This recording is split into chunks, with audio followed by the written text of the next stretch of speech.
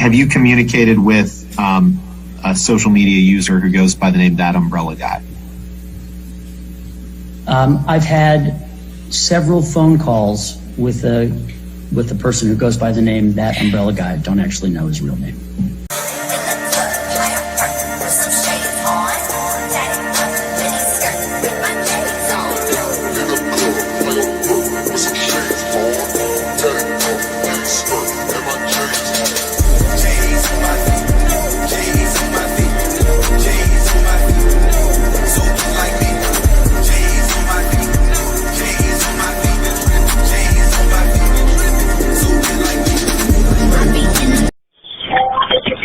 Unfortunately, every time I make a call, it becomes content for the media.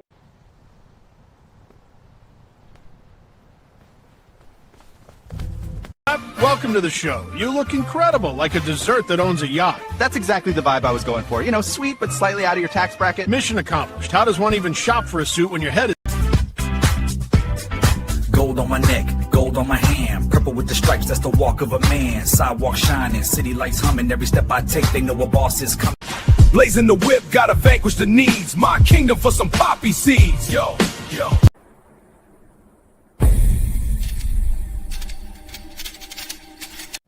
Is that a poppy seed? You realize I'm your P.O., right? Straight to booking. Was barking on the phone, all that tough talk threatened. Now you looking at the floor like judge, I'm just stressing. Police or zombie problems? Your tortoise won't stop breakdancing? Try blue tape. The miracle of our age. Yeah! Hey, we love that umbrella guy. All right. Thank you. I'm calling from Los Angeles, and I'm having a little problem under the name ThATuMBRELLAgUY.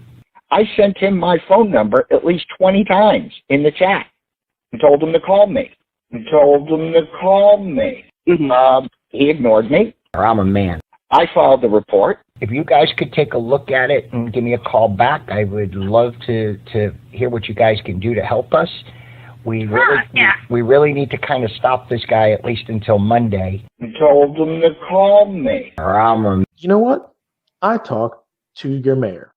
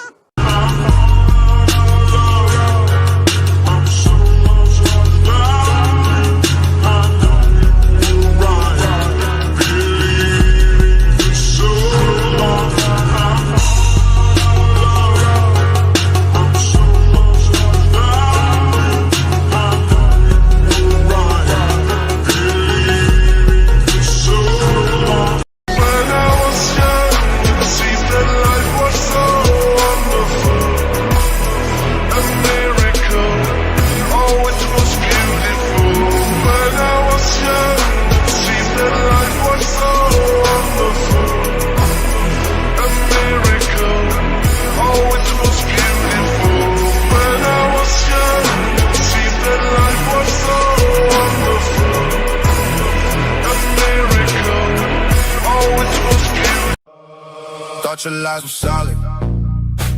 To the cracks, let daylight in. Thought you were ballin'. To the pay piggy, stop hitting sin. You thought everyone was sleeping while you creeping that stash. Figured you was solid in those wallets, skimming that cash. 56,000 dropped by one donor. And when asked, you said me, I'm the owner. That's fraud. You ain't fit for Denny's, ma'am, drive through. Whole timelines clocking your crew. Receipts on deck, let's count the ways. A bench, a barn, a fence, a verbal maze. You pretend to help like you're right, but all you do is out of spite. Now the world sees you and you're stressing. All those blue lights got you guessing.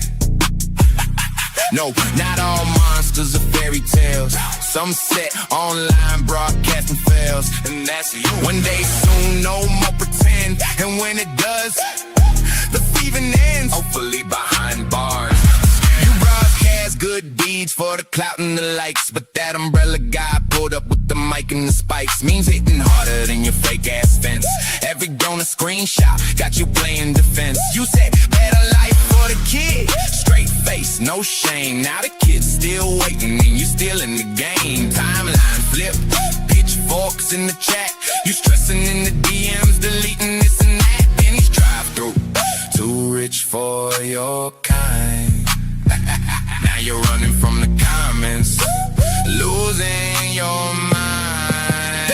You thought the internet would forget? Now we got receipts. Every dollar you flipped, every lie you delete. Barn never built, bench never laid. Fence still missing, kids still in the shade. That umbrella guy live, calling you out by name. Memes circulating faster than your shame. You stole from the kind, from the ones who believe. Now karma got heavy bass and she's about to leave. No more pretend, the thieving gotta end. Behind bars or broke, either way you decide. Now the whole world knows. Daylight in, hey Biggie, stop sending that umbrella guy. What's up, babies? How's it going today? Yeah, I really wanted that song today. It was a little long on the intro, too. But you know what? I needed it. How are all you wonderful, wonderful people doing today? Boy, I'm so excited today. It's been really interesting. I thought we'd talk about, we've got two things to really discuss here today, okay? Number one, we got even more messages with Preston wanting the money. That's right. She wants some money. She wants, actually, what I think she really wants is connection with David. That's really what she's wanting there. She's wanting to connect with David in any way she can. We got some new on that. That would be like a continuation of yesterday, but new stuff, fun times. And last night we had a fun discussion about copyright. And I whipped up a little something to talk about that. Now, in order to discuss copyright, by the way, I thought we could, I'll make it as idiot-proof as I can.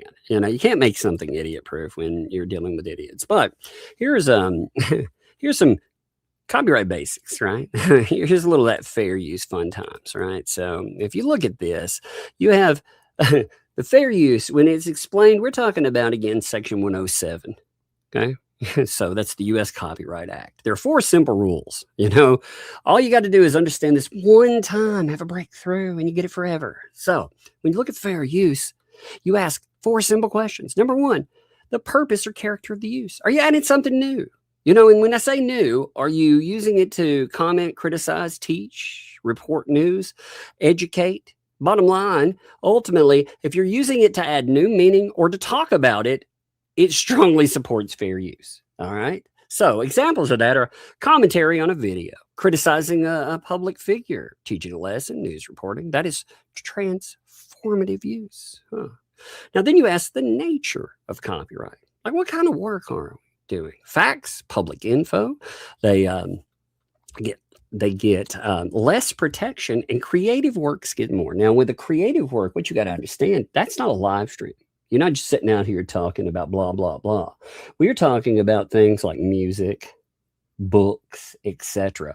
Not sitting out here and talking about things that are happening online that aren't actually attached to you. I mean, bottom line is, the factual or published information, like a live stream, that is more likely fair use. Again, going with that, news, document, when you go in, like if you dumped a movie online, that would be less. I always love it too. They keep bringing up the Super Bowl. Well, the Super Bowl, you can't rebroadcast the whole Super Bowl. Duh. But what you can do, if you notice, you can take and cover that. It's very strange, right?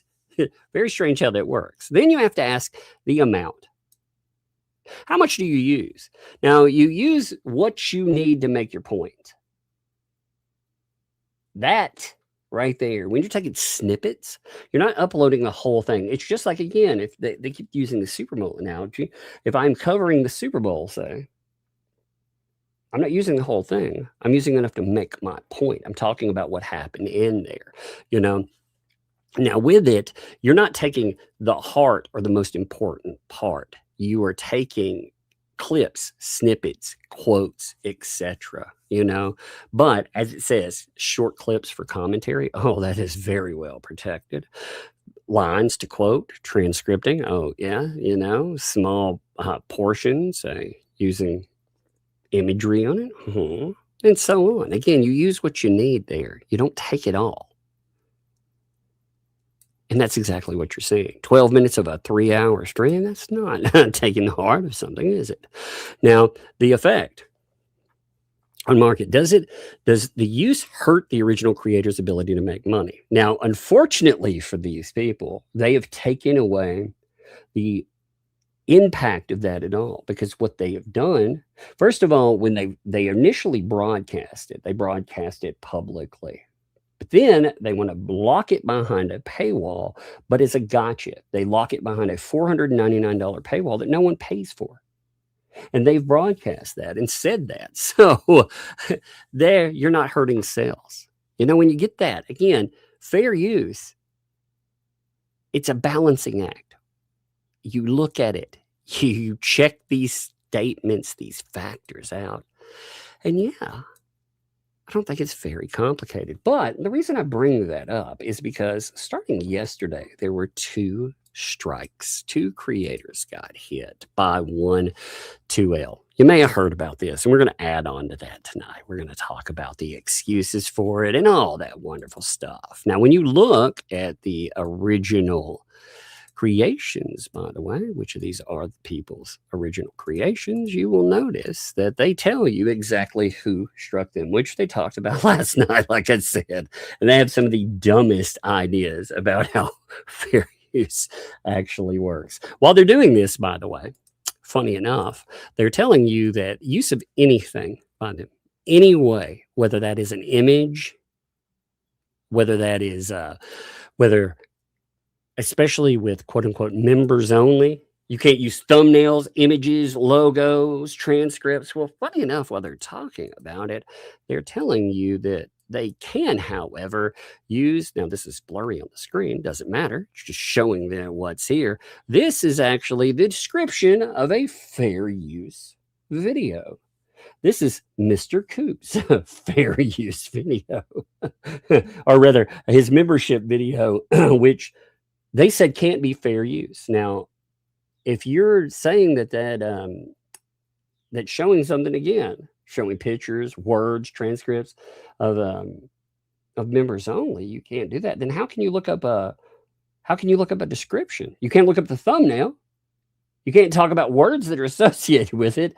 Aren't you impeding his members only? Isn't this a $150,000 violation? It's weird how that works. Again, these people don't understand copyright in any way. And what they do is they misuse copyright to its fullest. What they've started doing, so 2L has walked into a really interesting situation with all of this, though. So 2L decided to strike creator Olaf. Now, Olaf was somebody they supposedly liked. In fact, last night, their excuse for it was really something to listen to. It was pretty amazing. Let me pull up the note about this. The excuse for it, oh my God. So Olaf noted, she essentially compared them to a Barb Jr., which I will note. She had noted, yesterday she noted 2 leaves in a pod, copyright struck my video, which was pointless to do because I'm going to counter it. But she sure proved my point that she's effing Barb Jr., right? Okay, well, last night, their counter to that is, I can't believe what she's doing. And by the way, you talk about Barb. Guess who Barb's the big fan of? Jeremy Hales. And guess who's biggest fan? Jeremy Hales, Megan Fox. Gotcha. It's like, well, what? What does that mean? Does somehow this copyright no longer apply? Does the protections with fair use, do those rules not apply anymore? because you you actually like or talk about something, or you disagree with a person, or you find them to be a laughing stock, which they are. Does that somehow change the rules of the narrative? Because I thought this was funny. I mean, their answer to why they're not a Barb Jr. By the way, apparently Barb Jr., from what I understand with the Barb Jr. stuff, Barb Jr. was somebody that, well, actually, let me read a couple of items that were on a video. Give me 1 second.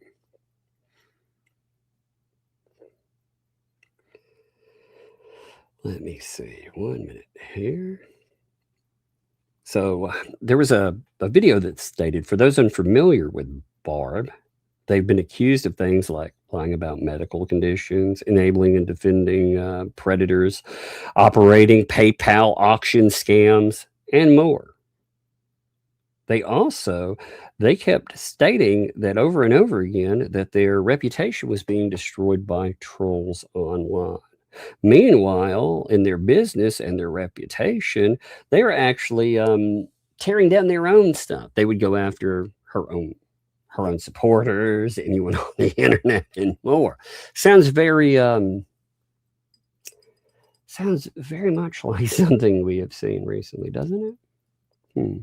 But what's amazing about that is, at one time when you were talking about fair use, 2L supported the stance against this person, Barb, and misuse, flagging videos. And now she's become that person. Isn't that interesting? Now, Megan actually put up a post about this stuff today, too. She put up a couple of posts, and a couple of them, they're actually some pretty good posts. So she put up, she put up a post yesterday. She put up also a little video, and I want to show you. First of all, I'll show you the post, and then I'll show you the video thing. So she noted that 2L had struck a channel for a false copyright claim for reviewing. Again, now, to make this clear, I've had a lot of emails on this, and to make it clear, this runs her into a really interesting predicament, 2L, because 2L, in order to, quote unquote, to sue Megan Fox for this stuff, she would actually have to sue the person that originated the video, because Megan Fox didn't cover 2L's video. She covered another person's video, right? So in order to state that you're going to sue a person over it, you couldn't just sue one person. You'd have to sue, again, the person that actually made the video. So what can you do? She keeps saying again, I'm gonna sue Megan Fox. This is what I'm gonna use here. Well, you can't. You can't use it in a vacuum. So she's gonna have to go after, and this has actually been very divisive for her and her channel. Very divisive. What happened in the video, by the way, was a very short video. We actually went over it. It was a good video. It was enjoyable. It pointed out the hypocrisy of 2L. That's what it had been made into. And again, this was a video by Olaf, somebody that 2L had celebrated and said was oh, look, it's the greatest person. Just like so many mods, backers, buyers, all these people that you see out here, this assortment of players that have been ditched by the wayside. Yeah, those people, which just like those folks. So anyway, said, it's been struck for reviewing Olaf's compilation of Lee's bad behavior and threats to sue people on YouTube over fair use. Now, the strike won't stand. I will, like Olaf, be filing an appeal. Oh, by the way, if they do sue you, Olaf, again, I am not in any way, shape, or form trying to push lawsuits on people. I think it's absurdity. This is an absurd theater of stupid. But if they try to sue her, just like anyone else, lawyer up, baby. We'll have a fun time with it. It will be, again, they said too, they tried to play off something that Olaf had said as a threat, by the way. You know, in fact, they stated that they were going to, after every horrible thing, by the way, these people have stated, some of the stuff that they've been trying to spin into threats is just, it's bizarre. She was essentially told, you know, you bring some clown lawsuit. Watch how the internet reacts. The internet will wreck you over it. And that is absolutely true, by the way. The internet will have a field day over those things. How do you know? Well, it's happened again and again. In fact, I'll show you an apology video in just a second for somebody that's done this before. So this is abuse. TOS is fear, misunderstanding of the law. We will talk about the law in a minute to that. And then we'll hit the Preston stuff, which will be fun too. The video I reviewed is not Lisa Lee's copyrighted work, but a transformed video that Bond created alluded to. Oh, it's a huge mistake. Don't slow down now. Boo. I'm so proud of you. Indeed. Indeed. Go over there, by the way, to Megan Fox's channel. Go look at her post and give it a like. While you're over there, too, there's a wonderful video you should check out. This video is, let me read the description of this, and we will play a little bit of it. We don't have to play the whole. Well, actually, it's only 3 minutes, so maybe we will play it. Why will this not full screen? That's weird. Give me 1 second. This thing's being stupid. It doesn't want a full screen. There we go. Now, check this out. Megan linked to this. I thought this was a good video to link to. This video here is talking about violations. After violating the free speech rights of hundreds of bloggers with bogus DMCA takedown notices, the most hated figure on the internet retracts his actions on video. This should be interesting. Now, this happened years ago, but this shows you, again, how this stuff, it actually plays. Let's check this out. Give me 1 second. Let me lock this in. Give me 1 minute. I'm going to full screen it out. Because, again, the point in this, like I said, is to show you how long this kind of stuff has been standing and what happens with stupid like this. Only 2L, as much as she is done by now, I don't think you're going to get public apology and that's that. No, I think it'll have to be more. So listen to this person have to do a public apology and listen for what it is. I think you'll recognize some of this. My name is Michael Crook, and as part of the settlement of the case between Jeff Deal and myself, I'm here to state my regret for misusing the Digital Millennial Copyright Act to take down screenshots of myself on the Fox News channel. This person was taking down screenshots of themselves. Now, where in the thumbnail case, by the way, have you heard of someone doing this? Where they were saying that any image of themselves out there, they had ownership of it. See, this person, apparently, they thought that just because you put up a picture of them or an image or a thumbnail or a logo, that somehow in some way they could strike you for it. Isn't that weird? Now, if they do it, by the way, if they show posts or whatever, it's somehow fair use. But don't let that get in your way here. So the appearance took place in early 2005, almost 2 years ago. When I filed the DMCA notices, I did not have any fraudulent intent, nor did I do it in an attempt to shut Mr. Deal's 10zenmonkeys.com site down. I had an honest belief that one could control their image when it was used contrary to the original intent. See, okay, this again, the same type of idea, but it definitely flies in the face of the thumbnail. They thought because an image was put out for him, it had been on a news program or something, that it could not be reused. Now, there's actually some interesting cases that talk about, well, we'll go over a little bit of copyright stuff. I wrote out some stuff for us so we could talk about it. But I said this should remind you of a few things that have happened. Not just some of it's Preston, some of it's that mess. How you doing, Bruce, by the way? I now know this belief to be incorrect by fact and law. In other words, the appearance on Hannity and Colmes was very embarrassing for me. I would like to forget it. When Mr. Deal chose to use it to attack me for my Craigslist pervert site, a site that is now down, I felt it was unfair, and I filed a DMCA complaint because he did not approach me for permission, nor did the article. Now, you notice this talks about permission. Now, 2L is very wrong in the idea. She said, even with fair use, you have to ask permission.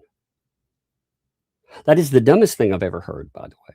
The dumbest thing I've ever heard. Why? Because if you had permission, then it's not fair use.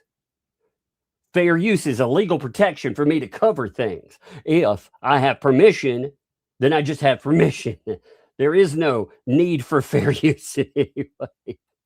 It's the dumbest thing. I heard things like, I can't use someone's voice when I cover something because somehow that's not covered in fair use. I heard some of the dumbest things I've ever heard last night. But the permission thing really got me because, again, if you think about it, they were talking about fair use and they were talking about permission. Again, those things are not synonymous. If you tell me, sure, Tug, you can go in and you can cover this thing. Again, I don't need to fall back on fair use. I just have permission, right? So fair use doesn't matter. Fair use is, again, it's a legal argument. It justifies the use of items. I really can't decide if this is a way to bilk money out of a bunch of idiots and they really are this stupid, or if they're just playing those idiots just like they did the other day when they did their cry stream. I can't decide which. I honestly cannot decide which because they, I'll go in and I'll think, man, an amoeba is smarter than this, right? But then they prove me wrong. So anyway, let's continue. Discuss the image itself. What I did was wrong. I formally apologize to all bloggers, webmasters, and other individuals who were compelled to take measures as a result of the DMC complaints pertaining to the Hannity and Combs appearance, which I now see were filed without merit. I could have left comments on any of those pages where I was criticized, but I did not. I could have answered specific claims of his own on my blog, but I did not. Essentially, I stepped on his free speech rights while attempting to protect my image. Free speech rights. See, again, so it's dealt with permission, free speech rights, false strikes. Again, Megan posted this, and this is a perfect example of the misuse of that system. It's the same thing. And if you don't think, by the way, people have been noting, oh, well, but YouTube, if it takes something down, Tug, then obviously, well, let me show you something real quick, okay? And then we'll go back to that. Let me pull something up for you. I get copyright claims all the time from fake places that will claim items. I just got one today. In fact, it was from it actually blocked out a video. Now the video, it was claimed by a fake company. It's a foreign individual has set up a fake company online, and they go in. What they do is they do false copyright claims. They say they own items. Okay, you can see. Check this out. Here's one. I got one today. I said, get them all the time. Here's a fake one. All right, this was from the Depp Heard trial. This is from 2022. So they went in, and you can see here the place when they copyright claimed a minute of a 12-hour stream, I believe, but 10 or 12. I can't remember actually. I looked at it. It was a long stream, but they copyrighted a minute of it, and the minute has nothing in it. It's actually it's a break during something that's come up, and there's in the last part of it, my voice comes up a little bit in it. But this is a fake copyright claim. But this fake copyright claim here blocked my stuff worldwide. I get these every single day. So if you think that system proves anything, you're wrong. There are major problems with the YouTube system. And like I said, every creator, we get these though. I mean, this is like I said, this is a company, some fake place set up. They've gone in and they'll hit videos and they'll just hit them randomly. And it's nasty, and YouTube has allowed it forever. But anyway, let's go back to that. It's almost done. Then we'll talk some about copyright itself and things that were said last night. Because, again, the Megan Fox thing, we were talking about. I firmly believe that he chose the photograph in an attempt to attack and unduly humiliate me based on my opinions. Even so, he is protected under free speech rights. That's weird, isn't it? Did you hear that? You remember the malicious intent thing? Did you hear that? So this is a very important statement too. You heard that. I firmly believe he chose a photograph in an attempt to attack and unduly humiliate me based on my opinions. Even so, he is protected under free speech rights. I am not obligated to nicety. You have a stupid fucking opinion out there. I have every right to make fun of you, to say that you are stupid and you're a moron. And if you are participating in terrible deeds, you've gone out, you've done horrible things to people. I have the right to talk about that too. In fact, they keep talking about maliciousness. Now, maliciousness, funny enough, that's the wrong type of lawsuit. You're talking about a defamation lawsuit. But one thing that they've missed in talking about defamation, that case that they've attached to their description, the one with Ethan Klein versus, I'm just calling Matt Haas, because that used to be the YouTuber name. He has a longer name. It's Matt Haas versus Ethan Klein et al. But it's the H3H3 original lawsuit. In that, the one thing they forget is it wasn't just a copyright lawsuit. It wasn't just a fair use defense. It was also a defamation lawsuit because the person didn't like the fact that Ethan Klein, H3H3, made fun of them. They said that it hurt their bottom dollar. It ruined their business because they laughed at the absurdity of it. And they covered the majority of the video along the way. But it set one hell of a precedent. And they utilize it. They talk about it, but they're idiots and they don't understand how it works. Get my Coke for today. Coca-Cola. I mean, I ain't caffeine, man. I've been doing good. One caffeinated product. Oh, I love it. All I do, I have my me, water, some tea, and I take that keto brains for real. Bam, it's good. And I drink a Coke here. It's kind of like a reward. And I don't even drink the whole thing. I just drink a little bit of it usually every day. That's good, man. That stuff, I cannot believe how much that keto brains has done for me. Every time we talk about it, I mean that. That stuff has done wonders for me. But anyway, let's finish this up. Do I think it's fair? No, but it's legal. Yeah, look, did he think that was fair, by the way? This guy's like, oh, this guy, he took something and he mocked me. Do I think it's fair that he got to mock me?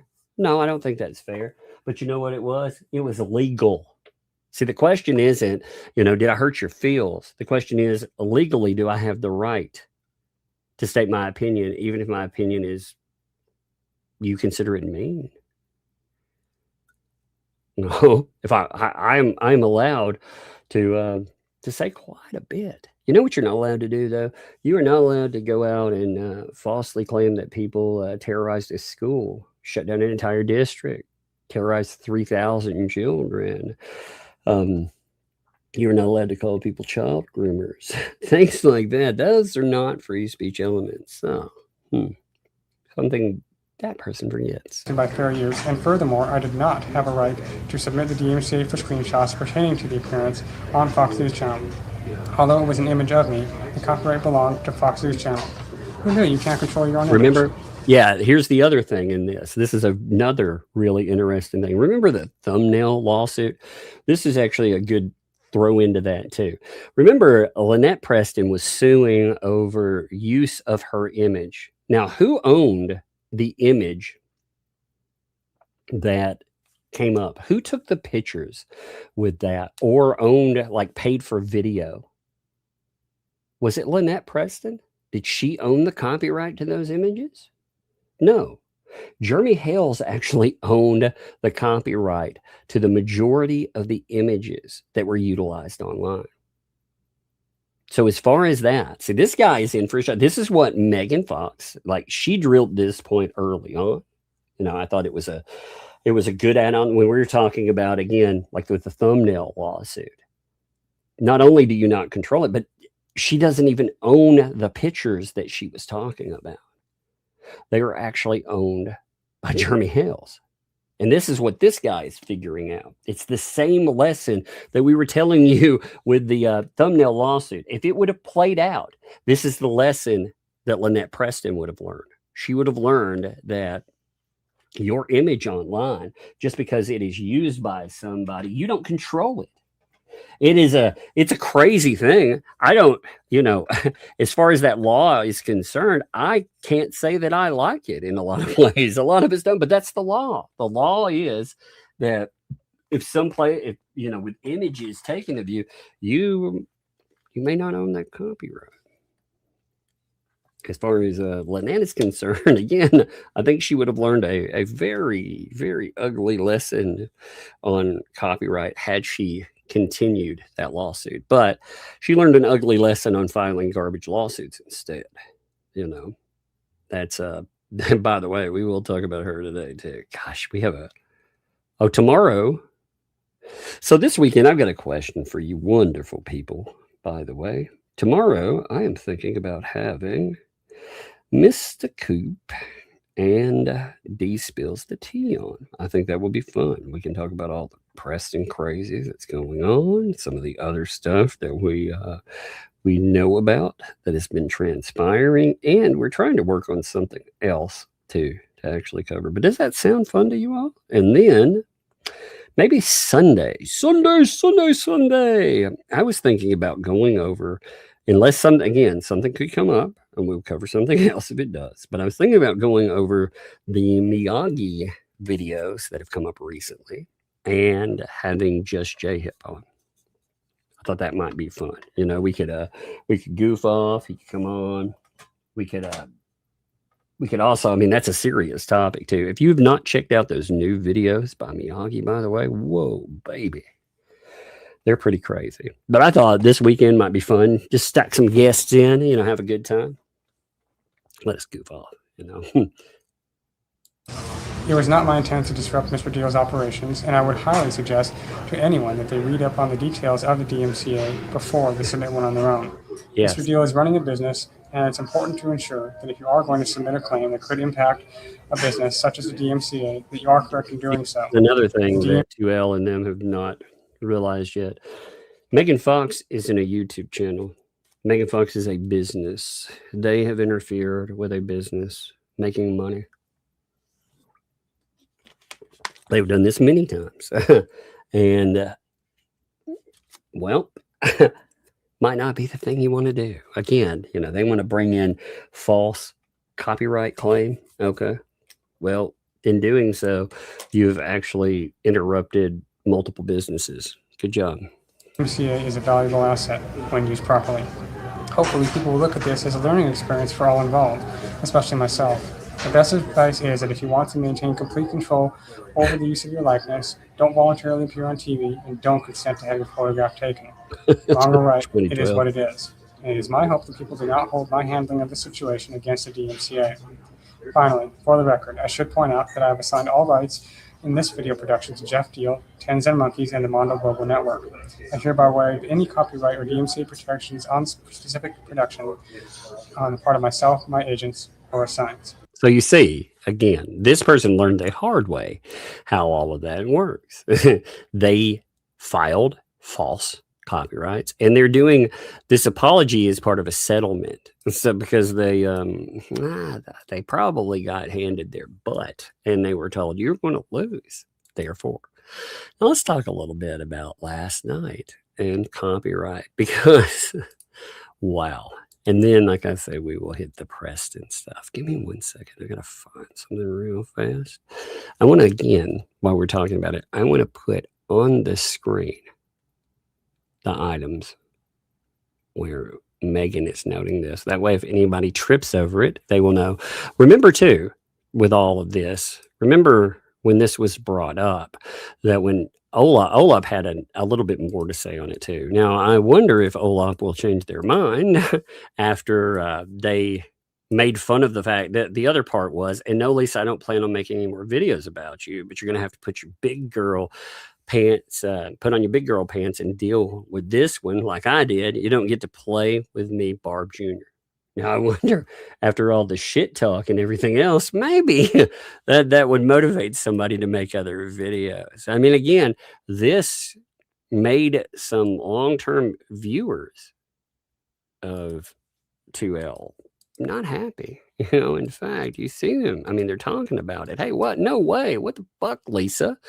You were on my panel dogging on Barb when all of us, and now you copyright struck Olop. Disgraceful. And she's like, exactly. She was fine with that. She was fine with what I did or what I do until it didn't go her way. Typical lolcow. And that's the way, again, that's where things go wrong for a lot of these people. It's just like Miltoast. Miltoast did the same thing. Again, with Radis. You can like or dislike Radis all you want, but he encouraged Radis. I saw the screenshots. He encouraged him to go after people. Like the one lesson in anything, I don't control a Radis, and if I do something stupid online, I fully expect people to make fun of it. It happens. It doesn't even, here's the thing that you get to find out online. It doesn't matter the truth or not in a subject. Dude, if you've been online for a while, I've been on here the majority of a decade. Man, some of the stuff people say about you is crazy and unreal and disgusting sometimes, but you can't bottle it. You can't stop it. One of the things, you address certain things if you have to, and then you let it be. That's how you have to do it. You can't just striking and going and trying to silence that makes it louder. Like going after somebody like this brings more eyes to the table, and they will not like it. And in fact, like they said here, these are people that supported 2L. They're telling you, hey, you know what? How disappointing. Unsub now. Not cool to do this BS to my homie, Lisa.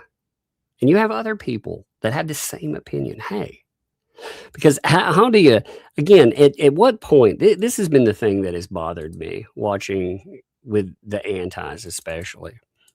How many people do they turn on as quote unquote flippers? Again, I think that if a person teams up with those folks, they're nasty and disgusting. Again, their backgrounds. Most of these people, how many of them have been committed with fraud.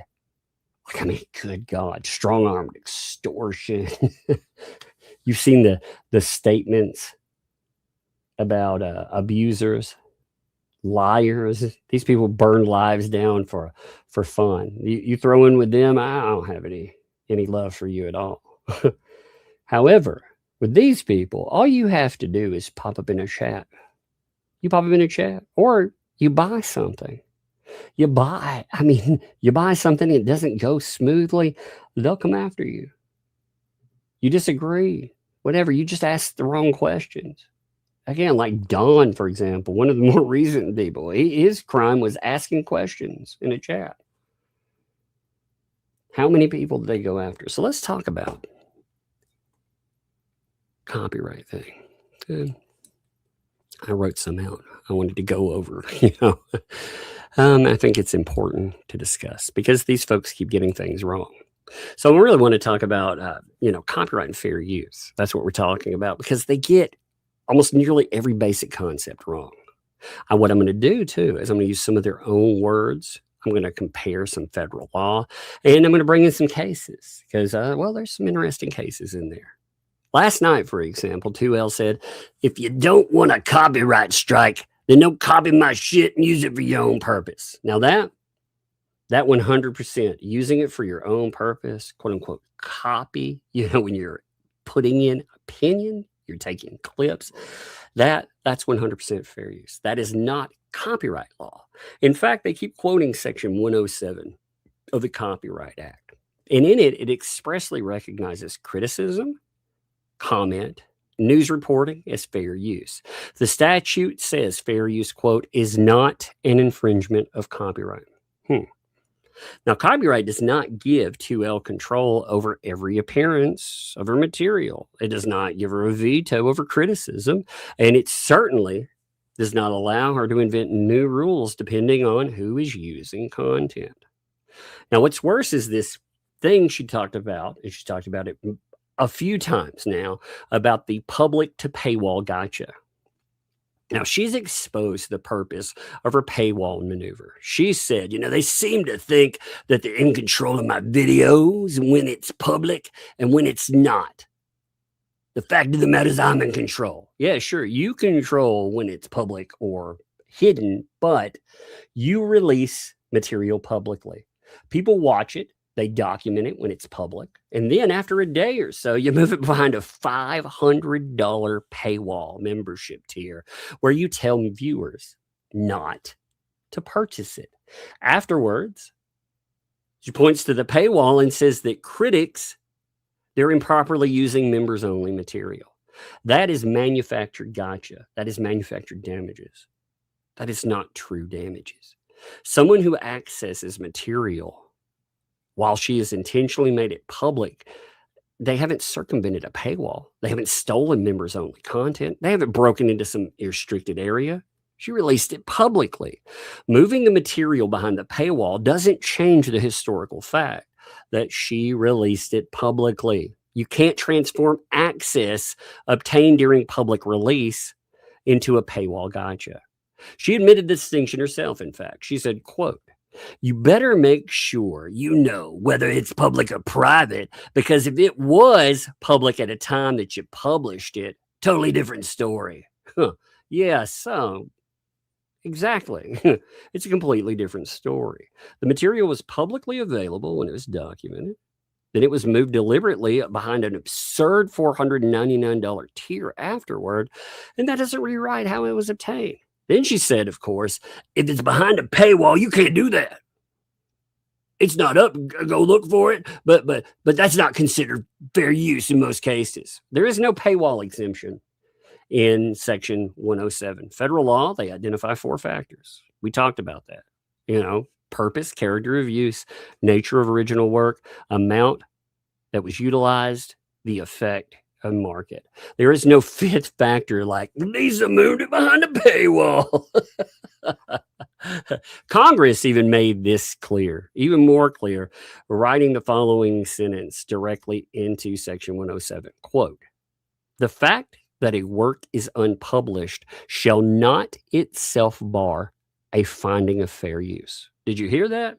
A fact that a work is unpublished shall not itself bar a finding of fair use. Even unpublished status does not eliminate fair use. So her material was not kept from public view anyway. She deliberately releases it, moves it afterwards, then admits about that. Now, speaking of admission, she made an admission that tears apart her whole position. When displaying someone else's Facebook content, she said, "Now, by the way, when you're showing Facebook posts," she was showing off Facebook posts by people, and she said, "When you're showing them, these are public posts, okay? So this is when you can really claim fair use, by the way." Now, listen to that carefully. That statement, these are public posts. This is when you can really claim fair use. So she acknowledges that publicly available support of fair use when she wants to use someone else's material.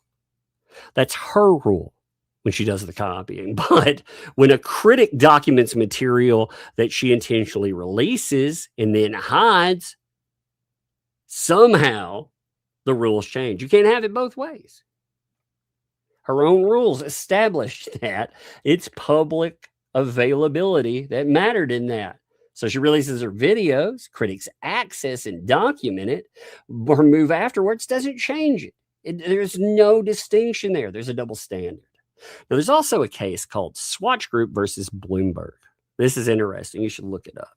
So the Second Circuit addressed an even stronger access restriction in Swatch Group versus Bloomberg.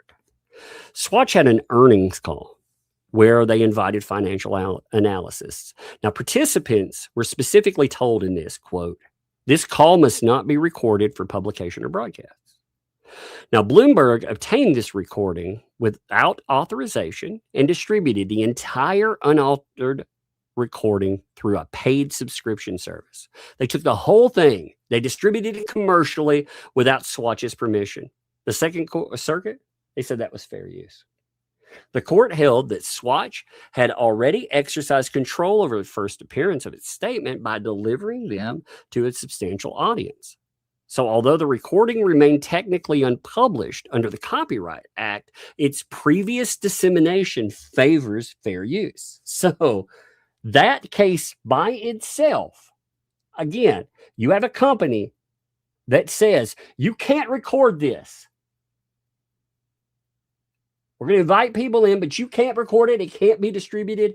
Another company comes in, they obtain it. They release it through a paid service. They put the entire damn thing up there. They distribute it commercially. It's still fair use because, again, they had already released it to an audience. Does that sound familiar? Now, again, that in it directly contradicts 2L's claim that restricted access automatically defeats fair use. Swatch also destroyed the claim that paid distribution, use of an entire recording, or lack of permission automatically changes infringement. Bloomberg actually charged people for access for it. They didn't have permission. They didn't have permission for shit.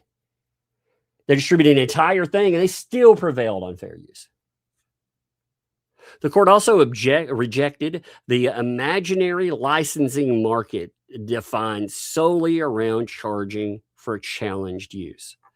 It explained that a potential licensing market must be traditional, reasonable, or likely to develop. A copyright owner cannot invent a market in which critics supposedly would have to pay ownership for permission to criticize the owner. That's why the $499 thing is so absurd. She set up this $499 thing, tells people not to purchase it, releases material, shoves it behind a paywall, says, do not, again, pick it up, but then says that if somebody else watched a piece of that, like if you get 30,000 views, you owe $150,000.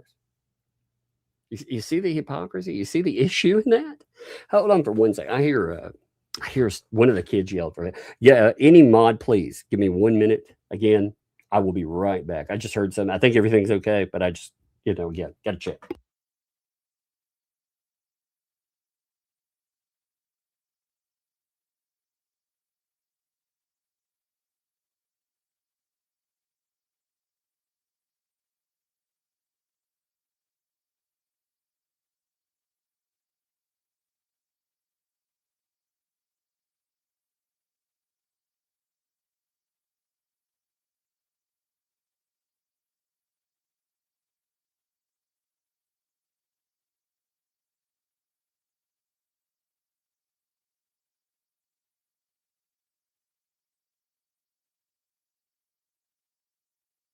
Apologies, it took me just a second. It was not. They're playing a 2-player game, and it sounds like it sounds like a crime scene up there. They're like, bah! Oh my God.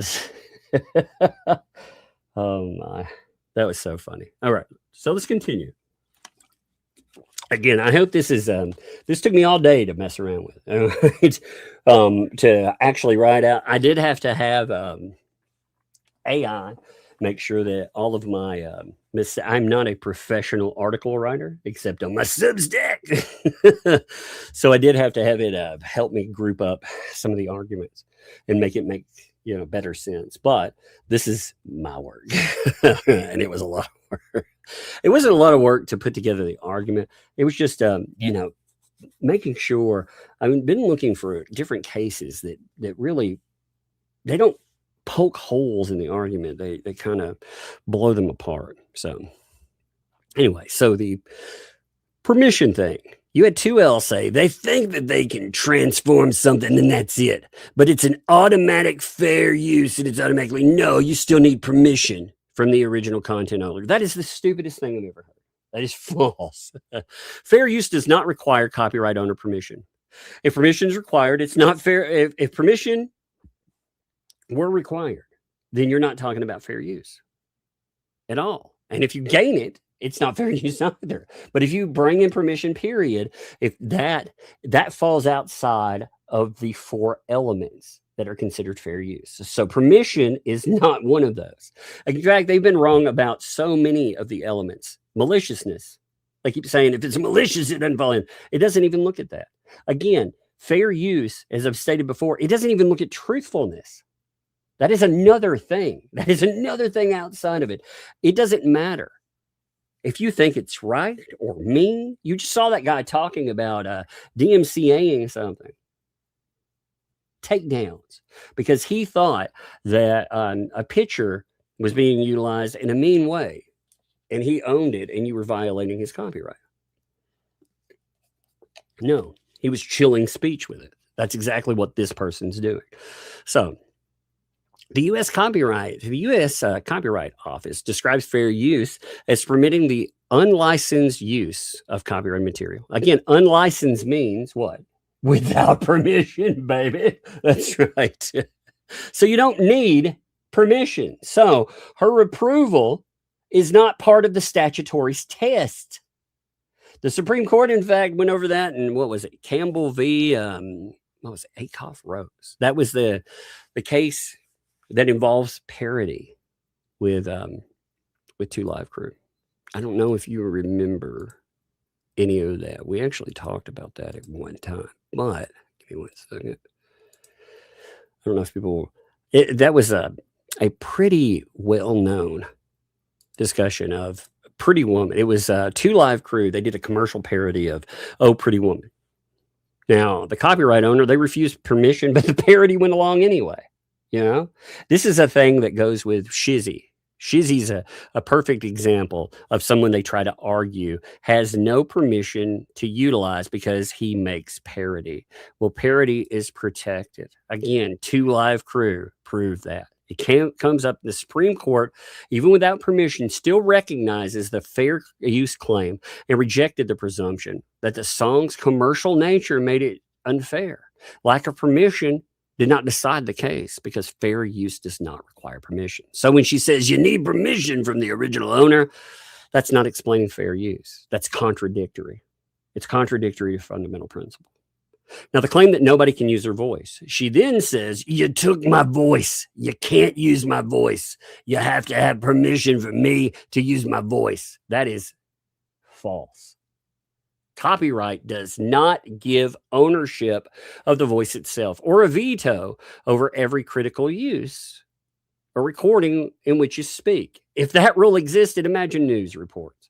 Imagine if like CNN, Fox, NBC, all these places, they had to get permission from a politician or a public figure or a controversial speaker every time they talk. Could you imagine that? Could you imagine them saying, nope, that's my voice. I don't give permission. That would fall apart. I mean, that's absurdity at the highest level. Recorded statements, they can be used as evidence for criticism, commentary, news reporting, and more. Hearing the actual speaker, in fact, preserves the content. She repeats this invented rule several times, too. She says, if it's in any way identifiable to me, you get copyright job. She also said, if it's identifiable to me, you're getting shut down. Now, identifiability is not copyright infringement. That's not part of the 4 corners. It does not look at criticism and say it's illegal because, oh my God, I recognize that's 2L. Now, as far as transformative purpose, she also said, you think you can take my voice and my picture, put it up, make it rain a little, and that's transformative. No, it's still my voice. Now, she reduces an entire secondary work to a rain effect because she doesn't want to acknowledge an original purpose. Isn't that interesting? Her original live stream, it presents her statements to an audience for her purposes. A critical program can use those statements as evidence. In fact, like what Olaf was doing, that takes her actual statements and it provides criticism and it does not misquote. You cannot lie and say those are not your words. but she does anyway. She's essentially saying, you can never quote me, because if you quote me, I'll shut it down. But anything that showcases a screenshot or anything else is fake. So you see the real reason for this. But a critical program can look at those statements as evidence. It can examine, challenge, compare them to different items, expose contradictions, report controversy. I mean, you actually had a decision in Andy Warhol Foundation versus Goldsmith that talked about something like this. They used a statement as evidence in criticism serves a different purpose from making an original statement to one's own audience. The Supreme Court also recognized that criticism directed at an original has a legitimate reason to show the original. You hear that? The Supreme Court said, criticism directed at something original has a legitimate purpose to showcase the original. So, if I'm looking at this idiot blathering about whatever and talking about, doing harm, money, takedowns, whatever, that is effective criticism. That's exactly why clips matter. Clips allow people to hear exactly what a person says and not have it paraphrased. It becomes evidence. Now, then there's this invented link. She says, you also have to have a link to the original content. No, you don't. You do not have to link original content in any way, shape, or form. How would you do that? In many cases, how would that even happen? A hyperlink isn't part of the fair use. Section 107 doesn't say that. A link doesn't transform infringement into fair use. And the absence of a link does not transform fair use into infringement. It doesn't go either way. I mean, it's insane. The only thing that she got right in that was saying, well, simply saying fair use and a disclaimer does not establish fair use. That's true, which is funny because the person there talking also has a disclaimer talking about fair use. You are also not required a disclaimer, as they've tried to tell people many times. A disclaimer doesn't matter because fair use is a defense. It's a legal defense. It is not something that suddenly manifests because I put up a link or I put up a description. That's not how it works. It's stupid. Now, the malicious commentary claim. She also said, well, it's removed. She said, you think it's all just fair use. And that's what it's all about. There's harassment, bullying, a whole bunch of shit involved. Copyright is not anti-criticism. It's not hurt feelings statute. Calling criticism rather malicious, bullying, harassment, it doesn't erase Section 107. Fair use doesn't disappear just because you don't like it.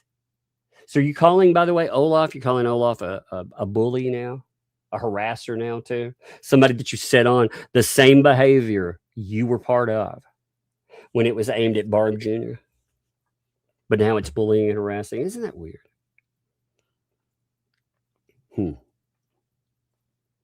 Now, you had an argument with this, and what was it? Nexium Corp versus Ross, I believe.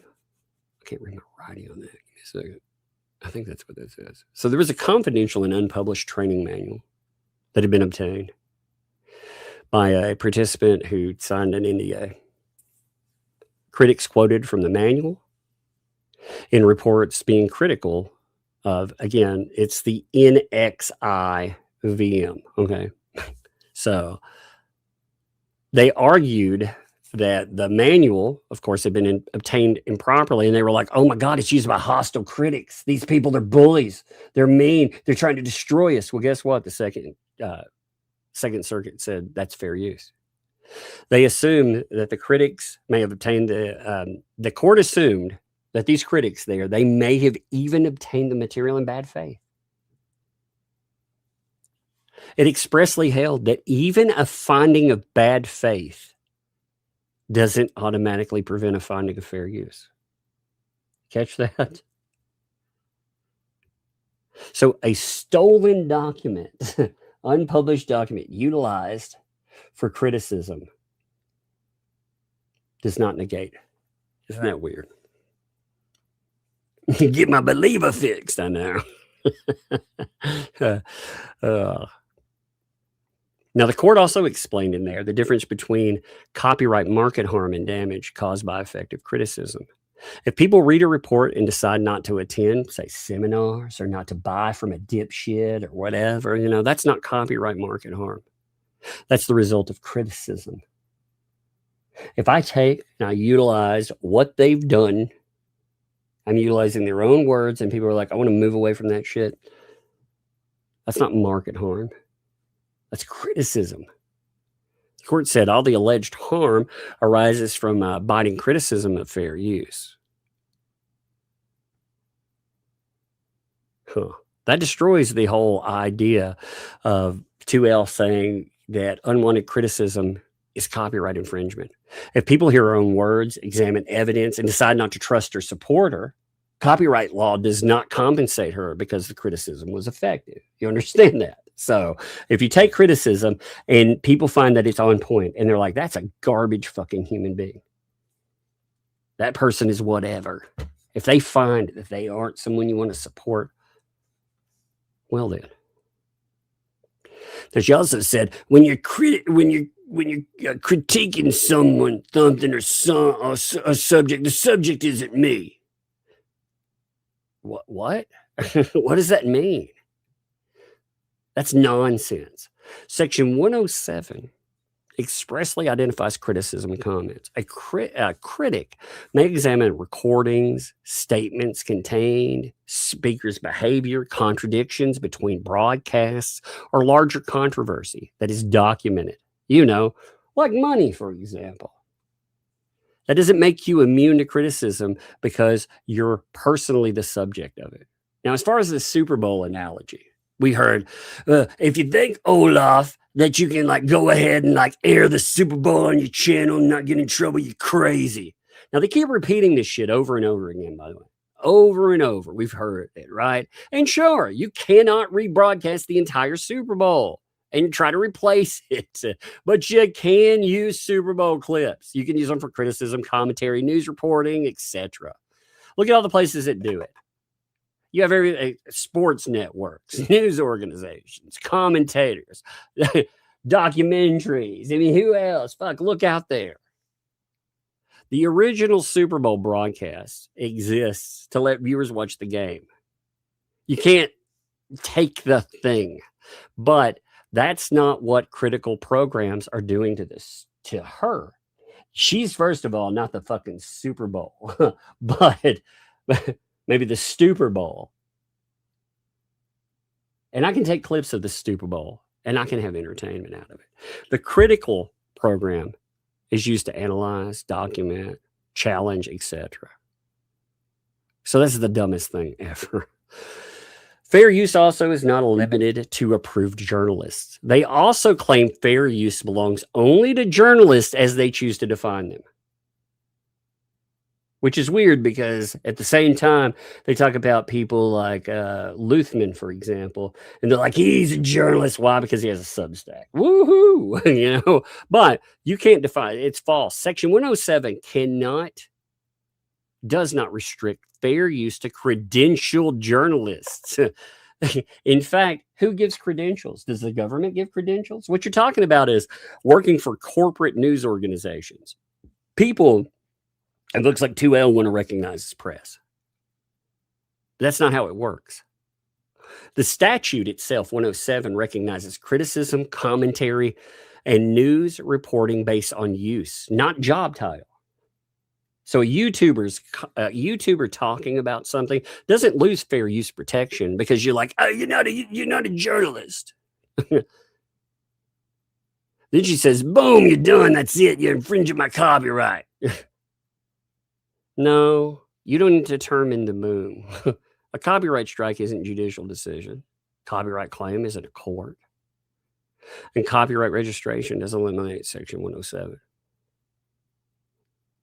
Now, the striking of Megan Fox and Olaf, she invented, first, She invents these rules, and then she acts on the invented rules. She strikes Olaf, then she strikes Megan Fox, and Olaf created original critical video. Megan Fox reviews Olaf's compilation while discussing 2L's behavior and copyright threats. 2L strikes them both. She explained why she struck Megan, in fact, saying, Megan goes on and says this is fair use. She shows a disclaimer. Your disclaimer doesn't mean shit. Megan, get over it. Not only that, this isn't your content. It's Olaf's content. So you can't strike her for showing it. Megan is my voice. You aired it. Boom, you struck, period. Now that is not only stupid, but staggering. She didn't analyze Megan's review as a separate critical work. She didn't evaluate Megan Fox's purpose. She didn't evaluate commentary. She didn't evaluate context. Her analysis was, it's my voice, you aired it, boom, you struck. That's not fair use. That's not a fair use test. Megan's review of Olaf's critical video was its own use, and it's also its own work. So not only did you go and you strike an original work with Olaf, who created something with fair use, but then you struck Megan Fox, who is commenting on not something that belonged to you, but belonged to Olaf, wherein she's commenting and critiquing both the statements about yourself and Olaf and what she has to say. Really, it's a critique of Olaf's opinion. It is not even a critique of you anymore. It's a critique of that opinion, looking at it and saying, hey, yeah, here is why I agree or disagree. You ignore that entirely. In fact, she says, it doesn't matter whether you got it from Olaf, you got it from Joe Blow, or fucking Jeremy Hale, or directly. Use my voice, boom, you're done. Now, again, that doesn't create copyright infringement. There's no rule that goes over that. She also attacked Olaf for countering. She said, Olaf, copyright, my video, which is pointless to do because I'm just going to counter it. Go ahead. You think I don't know that? Yeah, you're going to have to sue. You have to sue, dumbass. So you're going to have to actually sue Olaf. Counter notification is part of DMCA. Yeah. Olaf used a statutory dispute process after she was stricken. And she uses that as a way to be like, gonna get you. What do you think? Hey, that's part of the dispute process. What's up? But she invented rules saying my voice, you struck, and it doesn't matter where she fucking got it from. Those are her admissions. Now, finally, as part of this, she notes is her overall copyright enforcement. She says, I'm in the middle of this whole big copyright thing. So if you're going to take what I say on my channel, you can transform it in any way. But if it's identifiable to me in any way, you're getting copyright struck. Now, that quote is getting preserved. That right there is what goes against you in a court of law, because you said if anything is identifiable, that is your standard. It isn't fair use if it identifies you, because she's not describing individualized fair use analysis. She's announcing that anything recognizable, she's going to target it. That is chilling free speech. That is why fair use exists. There's a Ninth Circuit court copyright claim. We talked about it's Lens versus Universal, where they held that a copyright claimant must consider fair use before sending DMCA takedown notice. The court explained that fair use is authorized by law and can't simply be ignored. In fact, what she said there notes that she ignores fair use. She talks about it. She puts up a description of it. She uses it herself as a shield, but also wants to use copyright as a sword for anything that criticizes her. The Ninth Circuit, they quoted a federal decision warning against DMCA use as a sword to suppress embarrassing material rather than a shield against infringement. They said, again, The Ninth Circuit quoted federal decision on that, saying, you using DMCA as a sword to strike down embarrassing material rather than using it against infringement, that's a big no-no. In fact, Section 512F, I think it was, again, hard to read my writing on that, provides potential liability when someone knowingly makes a material misrepresentation that online material is infringing. Now, her own words reveal the standard that she publicly announced and then applied to striking both Olaf and Megan Fox. It wasn't not the purpose of the Olaf's criticism or Megan's review or their commentary or context. Her standard was, it's my voice. I'm identifiable. And boom, you struck. If it's identifiable to me, you're getting shut down. Now that's not individualized.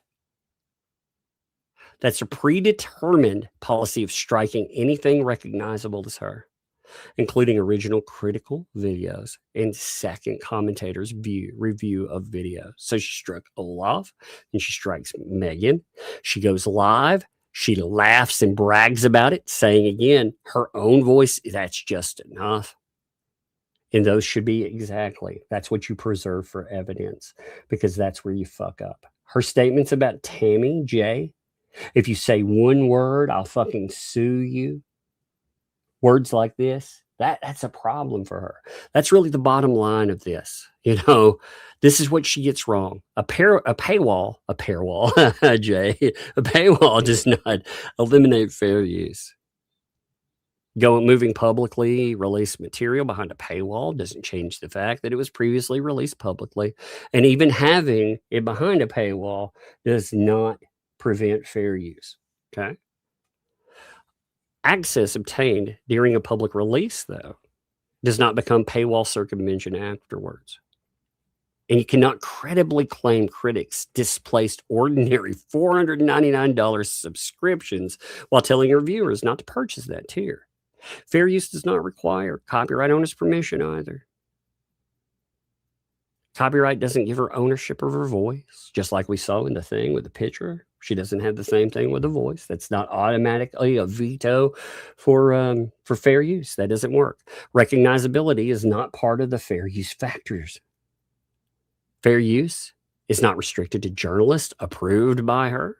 You don't have to have hyperlinks. Calling criticism malicious does not erase fair use. Commercial use does not automatically defeat fair use, nor are we talking about actual commercial use here when you look at how that is defined. Registration, if you actually copyright, that doesn't override 107. And a YouTube strike is not judgment of infringement. Repeating, boom, you're done, doesn't invent real law either. They created a fictional version of fair use that changes depending on what they need at the moment. She says, oh, well, you know, if it's public, this is where you actually really can claim fair use. So when critics use her material, she says that we need permission. When she uses someone's voice, it's commentary, which she has. She's used my voice. She's used Megan Fox voices. She's even got Megan Fox's material on a short on her channel. See, when she criticizes people, she calls it free speech. But when she's criticized, she calls it malicious harassment, tries to report it to every organization out there. She and her pals, they start talking about everything from false bar reports, bar complaints, to IRS, to FBI and more, which certain people bragged about, if you noticed in their chats. But it's amazing how all that fair use disappears. Her material, again, when she's talking about it, you have to understand fair use, ultimately, it's governed by one thing. It's governed by Section 107. It's not by Lisa. No matter how she tries to sell that. And so I think that again, that's a small overview. Okay. Small. That's just some basic background material. All right, that talks about, again, how fair use and fair use principles work. There's a lot more that can go into that too. These people, like I said, they're idiots. They freaking, what's really bad is they sit in groups and they talk about how they can do pretty much anything too. But you can't. You can't do the same thing. It's absolutely wild. And that took a little while to structure. I'm glad that I'm glad for AI for one thing. I'm glad for AI. So I'm going to show you the Preston thing in a minute. I'm glad for AI in the fact that you actually can have it structure your stuff a little bit better. Because my structure in the middle fell apart a little bit. But I thought that did pretty good. All right, let's look at this Preston stuff. I figured it out. Lisa by Smelly P said, Lisa has been using a Chinese AI model as her legal advisor. I thought she was using lips. I think that's about the same. Yeah. It's like speaking a foreign language. Here we go. Check this out. So we have new statements. You know, these new statements are kind of interesting. You know, these are having to do. This is some more Prestonian. Now, what you get out of this is Preston wants money. I think that's the best message in it. You know, oh man. I heard about how delusional you are, and now I've seen it for myself. I said David needs to prove it. See, David, she's gone to this point, by the way. If you missed yesterday, you have Preston contact a woman that has been talking about donations. She stated publicly that her mother had given $2,900 to ThATuMBRELLA. That is brought up in communications where, again, Preston contacts this person. So she makes contact with it.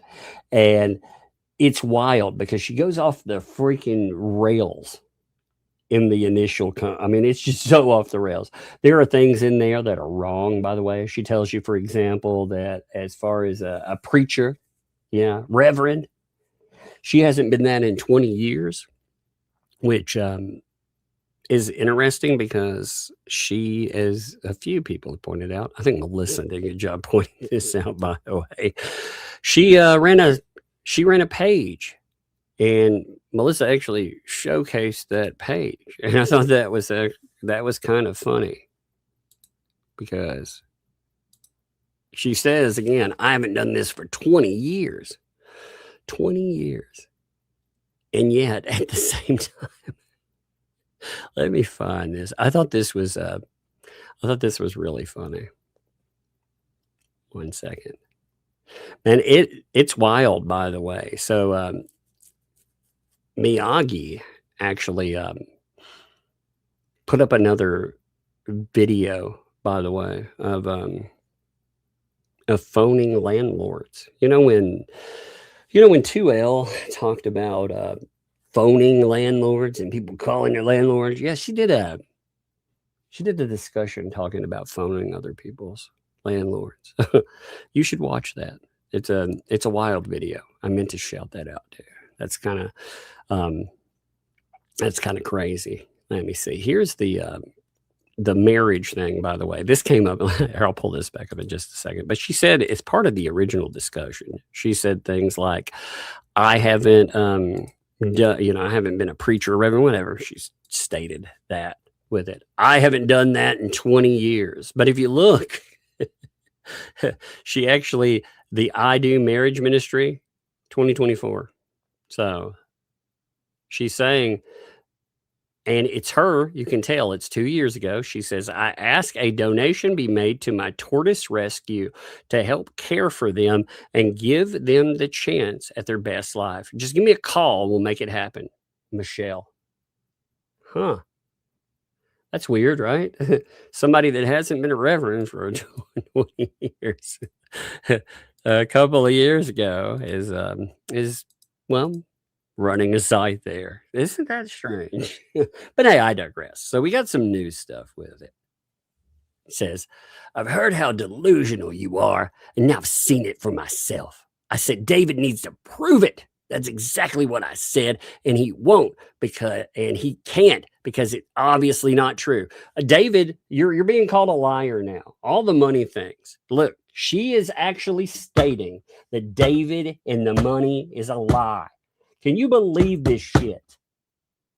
This dude publicly, again, David, I don't know why you give these clowns your money. You still give these, every one of them is fucking, every one of them has talked shit about you. All of them. There are receipts for it all. And you want proof. Again, she's out here saying, oh, I need proof that he's, man, 2L gave you proof. You freaking clown. I mean, look, what's bad too is David was actually taking up for her and hers. Look here, check this out. You want to see some proof? Here, let's check out a few of these statements there, you know? Please answer my question, 2L. 2L, you keep denying that I donated $56K to a child, HG. Why don't you ask 2L to comment on the PayPal links? Oh, hey. And she did, by the way. She ends up putting up, these are older, but it's now half a year. So you can see it's now been a year and more than a half. so you've added on another year to it. Nothing has been done to convert the barn for the child. You're missing the point. I did say 2.5K should go towards Christmas. So we got by the way, I liked this because it hammered down $2,500 was supposed to go to Christmas. She made it sound like he said divert $10,000 or something to Christmas. He's saying, hey, I said 2.5. Okay, could go to Christmas. Okay. That takes off half of what I was actually giving as a total. That's funny, isn't it? Because I was saying $5,000 and even $7,000 at some points. But actually off of his, he said 2.5. Interesting. The fence was pretty much even with the increased cost donated by the Warriors, not me. Lisa Lee keeps saying she never received $56K, but she does too. I'll show you that in a minute too. You know, and he's calling this stuff out over and over, you know, and they also, oh man, they talk shit about him. He's like, oh, foul language. Oh, truth hurts. I'm attached to the germ. That's the best you got. You know, again, the man, if nothing else, he hates Hales. It is so jacked up that these people came out and they were like the best thing they could do. And all of them, again, even his so-called pals, they stand with this shit. It's craziness. It is unreal. But he was like, hey, you know, I gave money there. And now she's saying it's not real. Now, weirdly enough, again, Lisa herself provided part of a screenshot that we utilize. She brought up on her damn live streams, she brought up this. So you can see giving. And even, you know, what happens here is you have receipts and proof that this man is giving tens of thousands of dollars here. And you also said that she wouldn't tell you how much money was given. But, oh, you got to have David. Again, my opinion on that is because she wants to gaslight David into actually making contact with her. So let's continue. She says, that's exactly what I said, and he can't. If it was, he'd be willing to show that. But he's not showing it to anyone. Nobody has been able to give me proof of how much money you say he gave. How much money do you think was given, Lynette? Again, Lynette is talking shit about this is who these people are. When you strip away a facade, this is who they are. This guy gives $56,000 freaking dollars. And they have berated this man for a year and a half. It's insane to me to watch. Like I don't like David. David doesn't like me. That's great. You know, it doesn't take away the fact that he gave money and they've treated him like shit for it ever since. And now Preston is saying that he's a liar and never showed proof when he has. And again, Hale even verified it. That's what I said. She doesn't, it doesn't matter what you do. Again, I think she wants contact from him. But this, well, I never give anybody this anything because they treat people like shit, you know. It's a lie. And you talk outside your mouth about one thing, and then you talk about something else, and that's not even pertaining to you. You have no idea what you're talking about. I pray for you because, ma'am, you obviously need it. You desperately need prayer, and I will do that. Yeah, I feel sorry. Pity. I feel pity for you. Let's continue. Give me a second. Isn't that fun? Let's continue with this. Give me a minute. I got to line up the next one.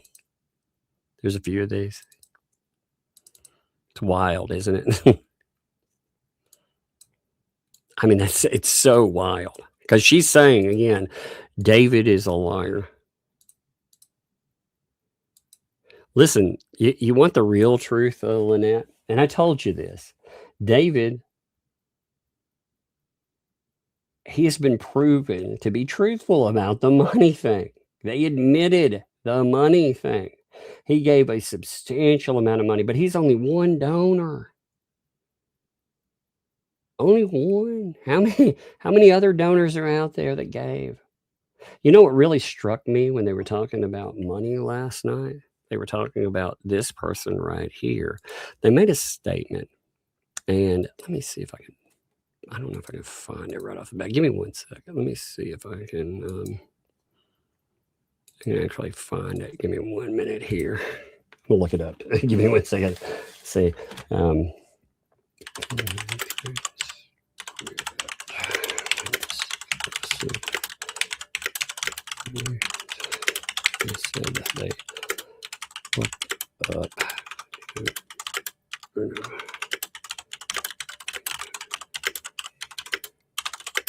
I'm trying to find something real fast. I hook my transcripts into something so I can search something and ask it questions. That's what that was. If you stick them in AI, it helps me. I'm having a look real quick because something came up last night that I thought was kind of interesting when they were talking about searching for that person. They said that they went in and they searched her name. They went through all the PayPal, Cash Apps, emails, everything, and this person's name wasn't there. Okay. What struck me about that wasn't that statement. What really struck me in that statement was how many people do you have to go through? Like if you have to sort through, it's like this. The way they made it sound, they have 5 or 6 donations. That's the way they make it sound, right? Like they will never acknowledge how many, but they make it sound like it's a low number. But if you have to go sorting through it, that doesn't sound like a small amount of donations, does it? And we know there were a lot of them just with fence posts and more, but just the way they described the process. If I got to go through a dozen people, it's like that. 20, it's like that. How many? How many you got to go through? So I thought that was actually interesting. They keep saying that this person right here is a liar. And again, it doesn't make them a liar when they're talking to Lynette Preston's own words through it. So you don't even know me, lady. The only delusional person in this conversation is you because you messaged me first. Exactly. Isn't that crazy, by the way? Lynette messages her. And this is how it goes. I turned everything over to the FBI this morning. Oh, baby. I turned everything over to the FBI. If true, that might be interesting. We'll see. We will see. I am curious about it. Again, there are more than enough. Remember, too, one of the problems that I have is in listening to the 2L and them about donors. I'm not saying pro or con. I have seen something that, well, it's very interesting on the donation front. And I'm working on confirmation of some things. But One of the things I will say is that the donors that we have found out were legit, they at first denied. And they've attacked. Like, again, David the donor, that guy. They confirmed him, but then they started attacking him and attacking the fact that he was that he had donated substantial amounts of money. Now it's come back to actually it's fee thing. It's so bizarre. Right? So, but I mean, they attack almost everyone. The bench donor, they said the bench donor was a liar. All these people. It's absolutely freaking unreal. One second. That's funny. You want to hear something else on copyright I got sent? I think this is interesting. With the whole copyright thing with YouTube, the CCB, or the Copyright Claims Board, does not recognize YouTube's internal rules, automated systems, or community guidelines as binding legal precedent, or even a valid source of statutory copyright law. YouTube policy operates as private platform rather than U.S. law. So when they say, "Oh, I can strike and therefore it's held up in court," no, that doesn't mean a damn thing. YouTube is a private business, and when you write its AI and strike something, that means two things. It means jack and yeah, it's kind of fun though, isn't it? All right, but anyway, so it says you turned over everything to the FBI. You can't understand normal thinking, lady. Last, understand what I'm telling you. David doesn't want to talk to you at all. He's not going to give you any more money. Yeah, he said that publicly. Again, he said all of this stuff publicly. After Lisa scammed him and my mother and other victims, it's not my problem that you're losing your home. That's a you problem. That's true too. That is absolutely true. It is not. This person, Preston, told this woman here that essentially I'm looking at losing everything. And as she's saying that's not, how was that my problem? I didn't do this to you. In fact, I think if she has a problem with that, just perhaps she should take it up with the folks that, again, had money that she apparently is calling a lie now. I don't know how you go to the point where you call the donation of money a lie. What do you, here's my question. Going back to that, where do you think the money, she said that she was told there was $18,000 left. Where do you think that came from, Lynette? And how many other people do you think gave? I mean, they were celebrating at one time. They would have enough money to finish the barn dough. They actually celebrated it publicly. And when they celebrated it publicly, that was because they had a substantial amount of money come in. You also had 2L, herself say $56K. She noted that number specifically. She was just like, "Oh, well, that's for a bunch of stuff, not just for." But she noted that number specifically. I don't know how after, again, here that is. I've pulled this up a few times, but I think it's an important distinction to note, because apparently I can't believe Lynette's to the point where she's like, prove $56K. Look. 2 Lees in a pod. This was on, again, this was a while back, but this was on the stream that it was early on when all the David stuff broke out. You had Miltoast and Guapo. They were both sitting here talking about this, and you had 2L going crazy in the chat. And she and only me were going back and forth, David donor, and she brought up $56,000 herself. So she admitted that $56,000 was a credible number. She was just arguing use, saying, "Oh, it wasn't all for that project." So I don't know how, like, I don't know what more you need. Is there, you've been in chats where they've talked about it. I don't personally understand this. It's freaking insane, man. All right, let's go back to the other. These people are nuts, man. 1 second. Close that one out. There it is. It just amazes me. Does this not amaze you sometimes? Like every day I think, wow, oh yeah, I need a new one of these. But yeah, I mean, she's right here too. No matter what, this is not. And again, I have no idea. See, here's the thing. Like 2L was insulting this lady last night and saying this lady wasn't a donor. Everybody that talked about it was a lie and all. Again, I'm looking at messages that were pushed between these two. But what I can say is she has shown no clarity whatsoever. And apparently not to donors as well. So how would that work? I mean, if you don't show anybody how anything is going to be used, then how can you claim that? Let me pull up the next one. It's so bizarre to me. It's like, I've shown you transparency. Wait, what? How are you showing any kind of transparency there? Give me 1 second.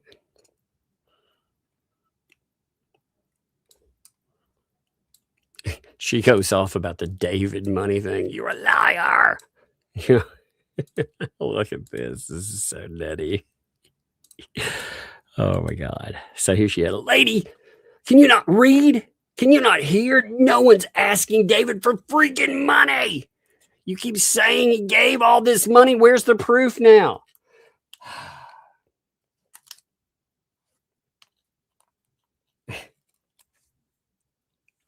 He told dates. Like I said, the stream, the stream that he put up, Lynette. What I'm curious is, Lynette, why don't you answer this publicly, lady? Are you saying that you don't believe he gave money? Are you saying that Lisa has said that there was no money given? What exactly are you saying? I would really love some clarification on this point. And David, again, these people spit in your face, dude. They do it every single day, man. They've gotten to the point where you are the devil. It's unreal, man. It's unreal. I mean, you're talking about something that, again, was a life-changing amount of money, and it's been reduced to an FU. But where's the proof? Can you read that? Let me write it in big letters for you. Where's the proof? You're like a liar. You're a liar. The money isn't real. Again, that's what she's saying. People that are talking about David giving money are now liars. Isn't that weird? We have gone to the point from 2024, David gives this amount of money. 2025, it's discussed and fleshed out. And I mean, oh, Lord, there's so much proof that it existed. To 2026, now it was supposed to be refunded in 2026. To it's actually all mine. Any gift, any money rather donated as a gift, actually, to it never existed. It's so bizarre. And this lady's like, hey, you're not getting any documents from me. Let me break it down for you and dumb it down for you so you can understand it. I turned over all the documents to the FBI this morning. That's the Federal Bureau of Investigations. You have the proof already. That umbrella guy gave it to you already. That's true. That is absolutely true. As I said, I also I have put up the letters from the man. He wanted it discussed then. And again, you know it was a problem because, again, David doesn't even like me. So he just wanted that topic in that circle. None of them will talk about it, including this is what I can't compute, David. That includes the people that you call your friends over there. They won't bring it up. I don't understand. That's essentially calling you a liar. It's led to this woman believing that you have never given her a dime. That's how crazy this has gotten. It's unreal to me. It's unreal. Oh, Lord, buddy. Anyway, but you are having a toddler tantrum because you're not getting what you want. You cannot twist this conversation because I save all our conversation. You want more? That's true. It is hard to warp a conversation when somebody actually keeps the stuff. And by the way, they pointed out too. See, like I said, I think a lot of it is a game. I do. I think a lot of this is a game of denial where they're playing a game, number one, with the bankruptcy court. But number two, I think that she wants David to make contact with her. Now, this is the wrong way. I mean, David, again, here's the wild thing, Lynette. I've seen David over in Robbie's chat. He's given hundreds of dollars over there. He might actually turn the money faucet back on, but you acting like a total piece of garbage about him. I'm sure he won't do that. Oh, Lord. I mean, these people, again, this guy, you love him, hate him, whatever. This guy was like the golden goose for them. He had the most money that any of these people would ever see in their lifetime. And what did they do? They treated him like garbage. I have seen some really dumb moves, but this is one of the most amazing ones I've ever seen. By the way, you know all about the donation. So stop trying to play stupid and getting triggered when you're not getting your way. And that's absolutely true. Still, for me, I cannot fathom this answer here. I can't. I don't understand legitimately how you can step in and say that this stuff is fake. That there were no donations. How does that work out? I mean, really, how does that work out? Like can somebody explain this to me? I've been looking at the whole conversation after I got that out. I was looking at the whole conversation there, and it blew my mind. Because for the life of me, I cannot understand this person, Lynette. I mean, she's nuts. She reached out to this lady. Again, you can see it in the conversation. Check it out. You can actually see it. Lynette makes contact the first day. This is why it's so bizarre, because Lynette actually made contact. You can see that there. Hey, please let us know how we can help you. And I mean, she tells you right off the bat, hey, I don't care about all this drama, because all the drama, look, at the beginning, let me actually bring it up. I cut it to the conversation itself. But the reason she says all of the drama, she doesn't want anything to do with it, is because this is, let me see. This is about the post she made about Ashley and Jason, the tetherball post. It leads into it. That's why she's saying, I don't care about it, because the information at first is all of that. I'm not going to play tetherball back and forth, with the channel, all of that stuff. So that comes through first. And she must have made a comment on something, or something, a shared, post. I'm not sure how the comment comes up, but all of this ends up in her chat. That's what I mean. It's lengthy too, just to say, you're not talking about like a little item here. You're talking about all of that. So that's why she was like, hey, I'm not part of that drama. I just want to get my mom's money back. And it turns into this insane show. God. So we may have, we'll see how it goes. But we have somebody talking about they've gone to the FBI. Now, will that mean anything? I don't know. I mean, I have, after seeing authority so far, I have no faith there. I don't. I have no faith whatsoever in it. You know, these people have done horrible things. So I don't know how you can, you know, maintain it. Hey, again, if you want to believe, believe for both of us, right, folks? Believe for all of us. Give me a minute here. Make sure I've got everything situated. Hey, by the way, I'm gonna do a song real quick. I'm gonna kick it off. I'm gonna do a short arm song. Give me 1 second. I'm gonna kick it off with a short arm. Here we go. Check this out.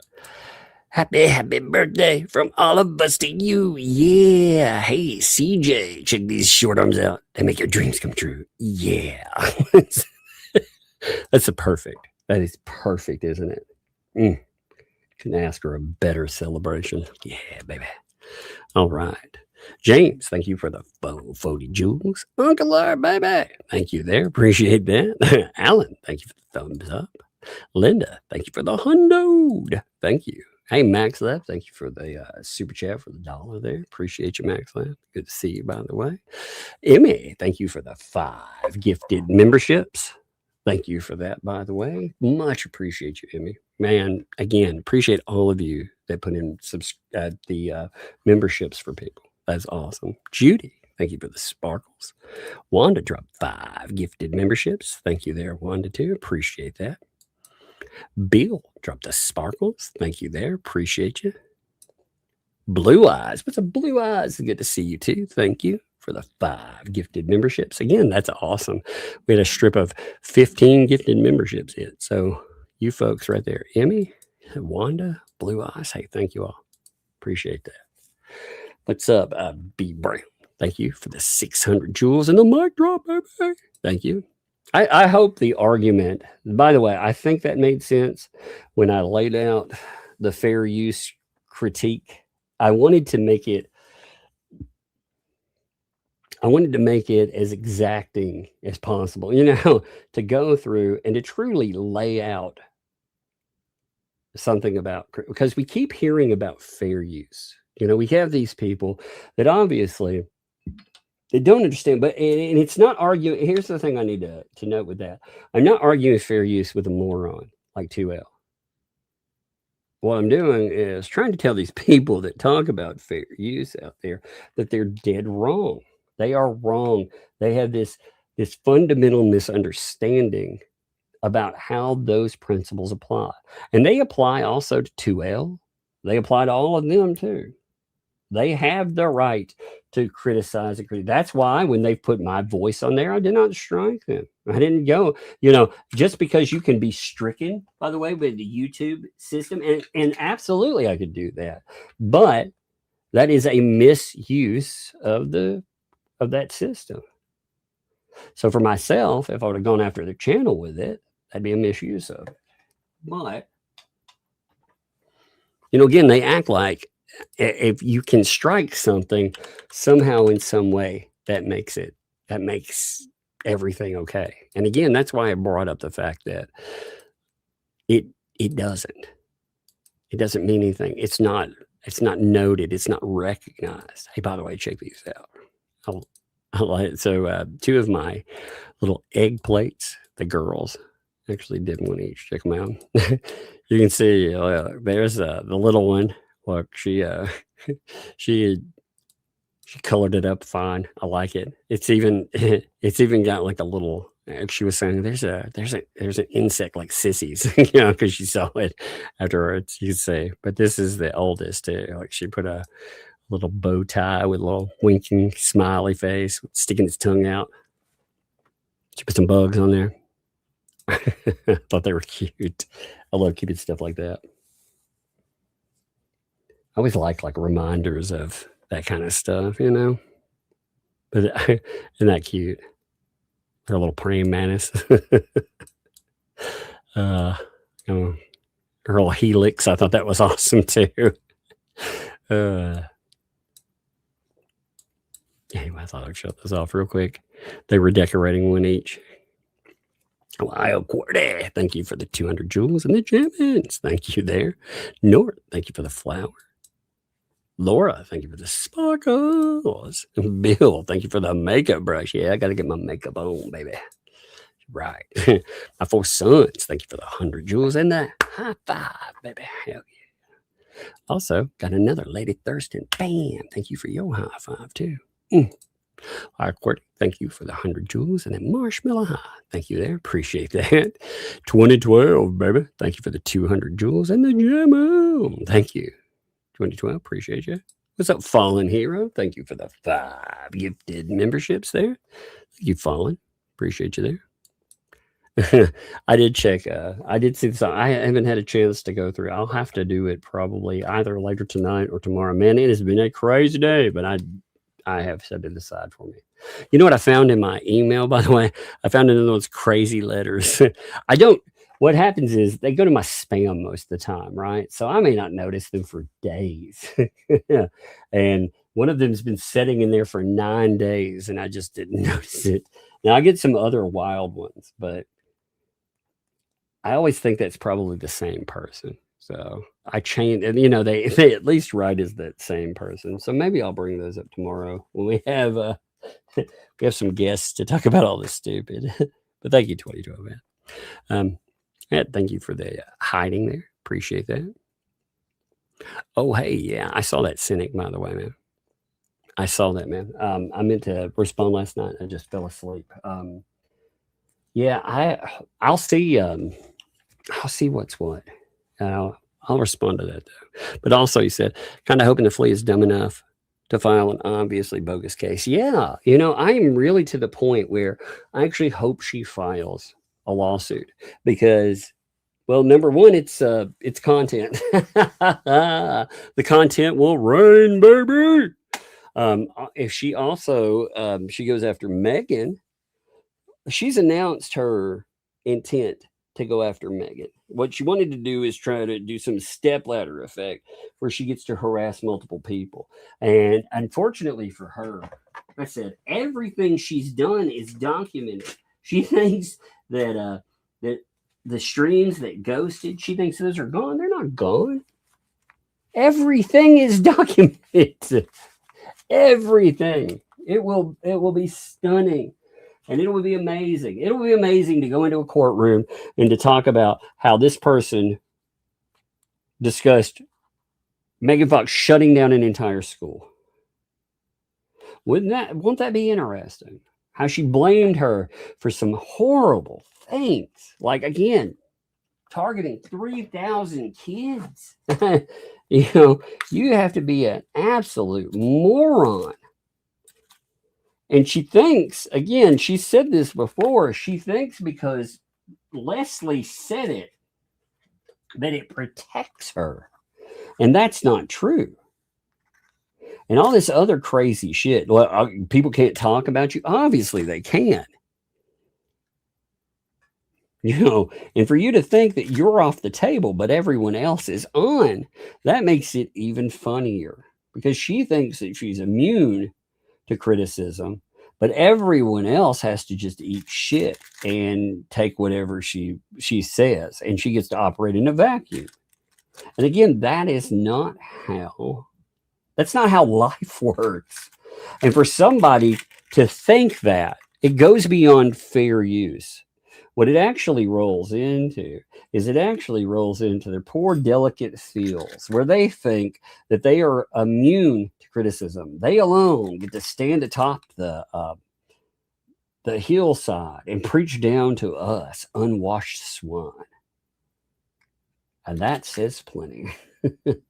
It says plenty not just on the person, but it says plenty on their fundamental misunderstanding of how not just fair use works, but how life works. If you think that you have the right to attack people and for people not to ever respond, I mean, she accuses people of crimes. She accuses people of horrible shit. and that's been her trademark since she's been out there. And what's wild is she is telling us all like, oh, well, I'm going to the police to, oh man, I hope you told them about all those videos you removed, because I sure as shit will. Because those are something else. And I think they would look very, very good in that. I do. And then actually what's really crazy is them bragging about their connections to police. Again, how they want to investigate. 1 second, I hear something again. Give me 1 minute. I'm not even going to mute. Just give me a second, okay?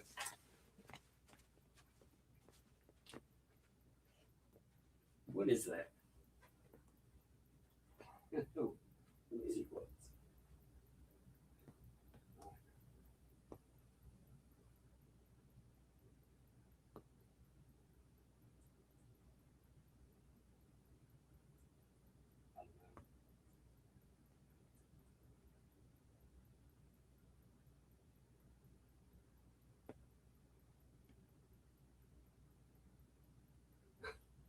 Okay. I'm coming back, folks. Yeah. Lordy. Oh, Lord. There's some bickering. I was like, what in the world? Anyway, sorry about that. I heard the kids. They were being kids, but like I said, I heard that. I was like, what in the world? But I'll check that out, Cynic. And yeah, I'm hoping kind of for that myself. Is that filter? Am I reading that right? It's hard for me. I think that says filter. Filters, please. I think that's what it says, but I can't really tell. Let me know. Thank you also for the 440 jewels and the Uncle Alert. Thank you there. Melissa, thank you for the gold coin. Oh, thank you for the floating heart. Cynic, too. Thanks for the 5 there. Mr. Coop should put that behind a $1 million paywall. Multiply that by the number of viewers 2L had. Mr. Coop will have a $30 million case. Idiocy. Exactly. That's exactly what pointing out with that. She came up with the $150,000 in damages, by the way, because she said that Megan Fox had 30,000 views on something. Therefore, she automatically is entitled. That's why she put stuff behind a $500 paywall. She's manufacturing damages. And it is the most absurd thing I've ever seen. I'm really like, you really think that's going to work in a court of law? Honestly? I mean, you think it's good. And on top of that, bragging about how you're going to be able to discount lawsuit. You'll be able to bring it for $5,000. It's just all insanity. It's crazy, isn't it, man? Hey, rest in B-Face. Thank you for the 100 jewels and the high 5. Heck yeah. Thank you. Brett, thank you for that floating heart. Thank you also. I appreciate you. Triarius. Is that right? Triarius? Am I saying that right? Thank you for the gold trophy, baby. Thank you, by the way. I appreciate that. Oh, every name that someone points out, I butcher. At least I'm consistent, though. I mean, you don't have to give me that. I am consistent in butchering names. Thank you, my friend. Appreciate it. Cynic, thanks for the 2. Even quartering, probably color a little suit. Exactly. I mean, you would have, if a lull suit over copyright infringement came up, you would definitely get coverage. The problem is going to be that it's going to bring in the vultures. These people, they think that people won't be looking at the issue with their with their weird avatar stuff and the money. Oh man, the public scrutiny will be amazing. I want it. I can almost taste the fun. I really want it. It'll be like a taste the rainbow. Seriously, they have never experienced crazy before. They are a tiny channel that thinks they're a big dog. on our they run a very small stage, and they've gotten away with a lot of shit. But what they'll do is they will get scrutiny, and the scrutiny that comes with filing some garbage copyright lawsuit, they aren't prepared for it. they think, they keep saying that saying stuff like that is a threat, that the internet will burn them down, and it will. They've been told, because again, the internet, it does not like copyright cucks. It does not, because the people who cover that stuff, they don't like having to deal with it. You know, and again, the whole thing, Hales, oh my God. They will automatically make themselves bad guys in a story that said they don't even understand. It'll just be amazing. It will be. If they think somehow that will work out positively for them. I've watched that kind of stuff happen, and it won't.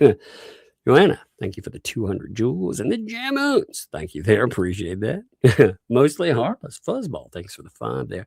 I've seen a ruling direct from Copyright Claims Board that YouTube is not a source of law. Yes, indeed. You are right. That is right. You pulled that statement up there. So you are indeed right.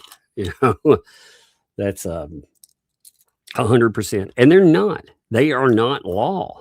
So that's something, again, though, none of these people understand copyright. Like it's something that we have seen time and again. And those of us that it directly impacts, we certainly have a reason to have kept up with. You know, like for myself, I have a reason to want to know whether or not I can talk about X, Y, or Z and how I can do it. I mean, it's strange. They think that, again, people like Hollywood celebs wouldn't want to shut us all down.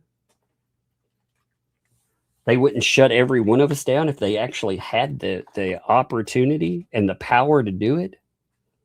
Like, that's what I don't understand.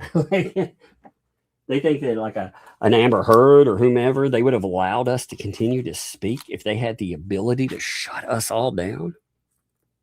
Like they would have shut the entire internet down. If being recognizable, where do they think that stops? They broadcast online too, so they are taking to the public sphere.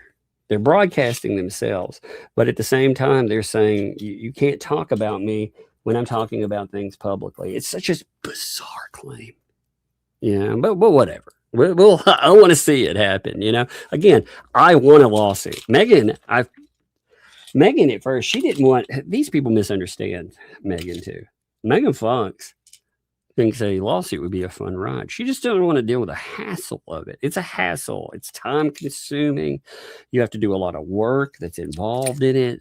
You know, it's just, it's not all fun and games, you know. Now for me, I think it'd be all fun and games, but Megan, you know, again, she's been there, done that. She likes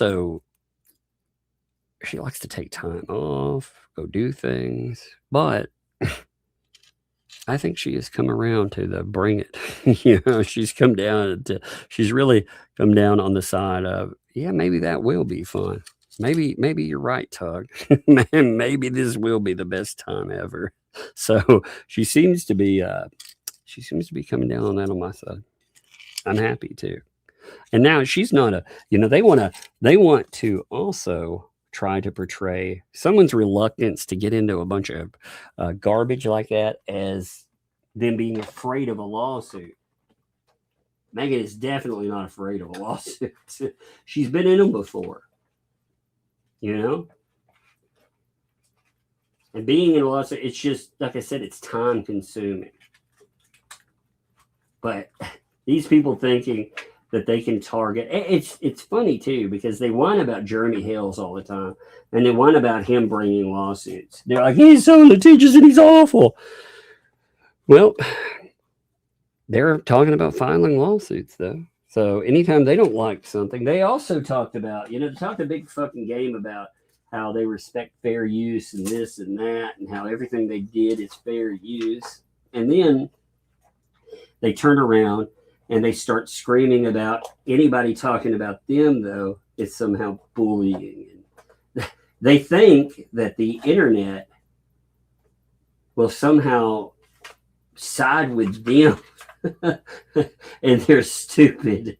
What it'll do as well is it will definitely, again, their 5K laws. Oh my God.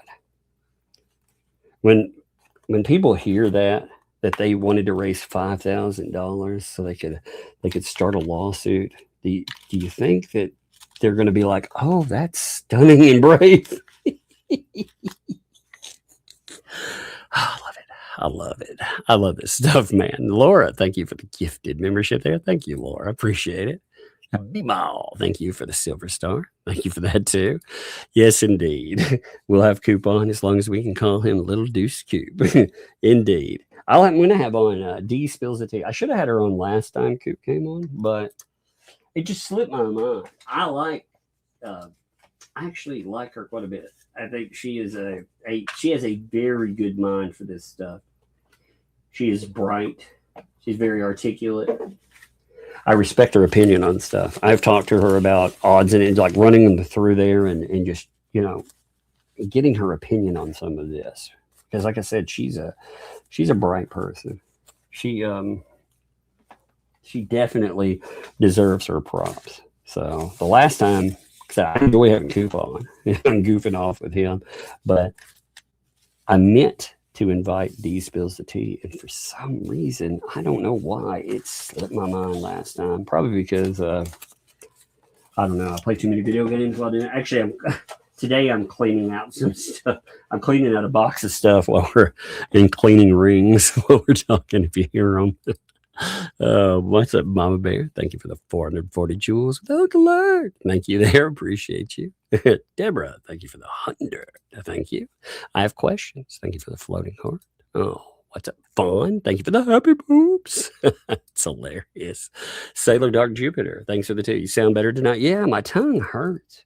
I definitely have a cut down it, but I thought it did sound better, right? That lispy sound is better. You might still hear it a little bit when I struggle with certain words, but I put ice and everything with it. I mean, I bit the hell. If you missed that yesterday, I bit the holy crap out of my tongue yesterday. It bled. Oh, it was awful. But it gave me a little bit of a speech impediment yesterday, but I think it's a lot better today. I do think it sounds better. It still does not feel good. Thank you for that too. Polar Dark Simon, thanks for the vine. The whole thing is farce. She's taking screenshots of chats of other channels and claiming copyright of other people's words and writings. Yes, that's another thing you were correct on. She's actually, in her copyright claims, she's saying that, for example, on a live stream, when she pulls up Becky Lee's statements, right here, for example, she pulled this up. Here's the perfect example here. All right. On her streams, she's pulling up the statements of not one, but 2 people. Now, she says this is fair use right here, right? Now, I agree that is fair use. But under her rules of what fair use is, this is not fair use. Her own rules state this is copyright infringement. Because remember, she said any images, photos, anything, that's an infringement. She keeps trying to add and subtract ways to make it make sense to her audience so she can continue the grift on them. But it's not. And again, if people want to give money to whomever, whatever, dude. But filing a garbage lawsuit against people, she's going to take their money and lose it. Good job. I mean, that's great. That's smart. Again, it'll entertain me. I mean, I will definitely be amused by the shit show that comes from it. But my God, yes, this apparently is not copyright infringement somehow, but the other stuff is. Jay, yes, I need to get my believer fixed. That's right. That's right. Thank you, man. Resty B-Face, thanks for the 100 jewels and the high five. Thank you for that. What's up, E. Poindexter? Appreciate you, by the way. Thanks for the 16 months. I wonder if 2L thinks that recordings of a hearing is fair use because she cheered libs out loud on it. That's a good question. Does she think she owns that? That recording, does she think she owns it? Because her voice is identifiable in it? That is a very good question, actually. You know, she said anything her voice is identifiable in, it's her copyright, right? How does that work with guest appearances, by the way? Does she think she owns guest appearances on other people's channels? Like when Stacy, for example, you know, with Stacy, hey, by the way, Stacy, if you're out there, props to you, appreciate you. But, you know, Stacy, say, her channel, 2L is on there. And now 2L has a problem, doesn't like Stacy anymore. Does she think she owns the copyright to her voice in there? Because I regret to inform her, but the copyright actually does not belong to her in any way, shape, or form. It actually belongs to Stacy. That's right. It is a good question. Straight to the librarian. Thanks for the 5. Good evening, Tom. How's your tongue feeling today? Better. I don't know if you can tell, but one of the things I'm doing is I'm also holding it kind of still when I go to pronounce certain things. So maybe, I don't know if that comes through as much. I'm propping it against the side of my mouth. So I don't know if that comes up, but thank you for asking. It is feeling better. I use a lot of ice overnight on it. It was not a fun time. Said I really thought, God, when I ended up hitting, one of the kids darted for the steps and got under my feet. You know, I almost went down the steps. And again, you know, it's an accident. It's one of those things that happens, but it still doesn't make it any more fun. So I, after almost eating dirt, I had to, you know, clean off my freaking mouth and see if I had actually severed I thought for a minute there I'd severed my freaking tongue. It horrified me for a second there. Real, I thought I'd hurt myself for real. Oh, that's sterling. Huh. I'm going through. I had a bunch of rings that were sitting around, and I can't believe with some of these rings these days. My daughter was looking at some. You know, I had like old rings from my grandparents, and you know, and stuff. And my littlest one is like, "Oh man, we should sell them." I was like, "Why?" She said, "Gold is worth a lot now." Where did you hear that? Where did you hear about the gold standard and gold being worth anything? What a funny one. Yeah, Cynic, thanks for the 5. She'll have to go pro se. If a lawyer is dumb or greedy enough to file this obviously frivolous case for her, they could be held. They could also be liable for legal fees. Yeah, that's actually what I thought too. I thought, you know, if they bring a garbage lawsuit, when it is so clearly a trash lawsuit, that's a problem for the lawyer as well. Because again, she keeps stating a certain lawyer's name, by the way. They keep making it sound like they want to use Robbie's lawyer. Now, again, I'm not stating that for certainty, but they certainly hinted at that. And I thought, wow, that's really dumb. That's really dumb. Like I said, I cannot wait. I really hope that she also tries to bring up the money thing in a courtroom, because it will be interesting to pull up all of the people that have talked about issues and publicly. Again, these fights, you know, the thing with like David the Donor, for example, that was not private. That happened very publicly. They argued and fought with him publicly, but you're not allowed to comment, and you're not allowed to form an opinion based on that. Or you are allowed to. Let me take that back. You're allowed to form one as long as you don't form one that's negative to 2L. If you form one negative to 2L, you somehow are destroying their business. But they decided to fight with donors publicly, which is unreal. You know, you don't do stuff like that. Lisa Lee might smell like pee. Thanks for that. I figured it out. Lisa has been using the Chinese AI model. Yeah, that does make sense. JC, thanks for the hiding. Thank you. Saints fan, thank you for the flower there. Thank you, Saints fan. Appreciate that. William, thanks for the 5. Are you saying Olaf? Yeah. I'm saying Olaf. Yeah. OLOFF. Yeah, I'll show you the screenshot of them. It isn't it isn't me mispronouncing. Give me a second. I'm saying Olaf is what I'm saying. I'm trying to say it with a P, but I can't say it with the I can't say it with the P. So I'm just saying Olaf. That's better for me to say. That's why I'm doing it. But whatever. That's good. But yeah, I'm trying to say it with listen, here, check this out. Olaf. So I can't get that Olaf. It messes me up. Olaf. If I get Olaf, it becomes out easier. So when I say it, I just replace the P's and I think it sounds better. Later on, I'll say Olaf. I just can't say the rest of it. I mean, it just sounds like it pulls off, but it's funny you caught that. I can't believe you caught that. That's funny. Yeah. Oh, that's so funny. Yeah, it wasn't like a mispronunciation. That was me going with it because it's easier to say. That's a good catch. You're a very good catch there. JC, thanks to the 2. Wait, Lee isn't a fair use expert? No, as far as I know, no. That's funny. That is funny. Congrats on that. So I didn't know if anybody noticed or not. Yeah, Olaf. I can't say Olaf has been a pretty interesting addition to this. Now, again, I didn't know about them at all. Like I had to be told like who they were. And again, that doesn't mean anything pro or con. I just never heard the name.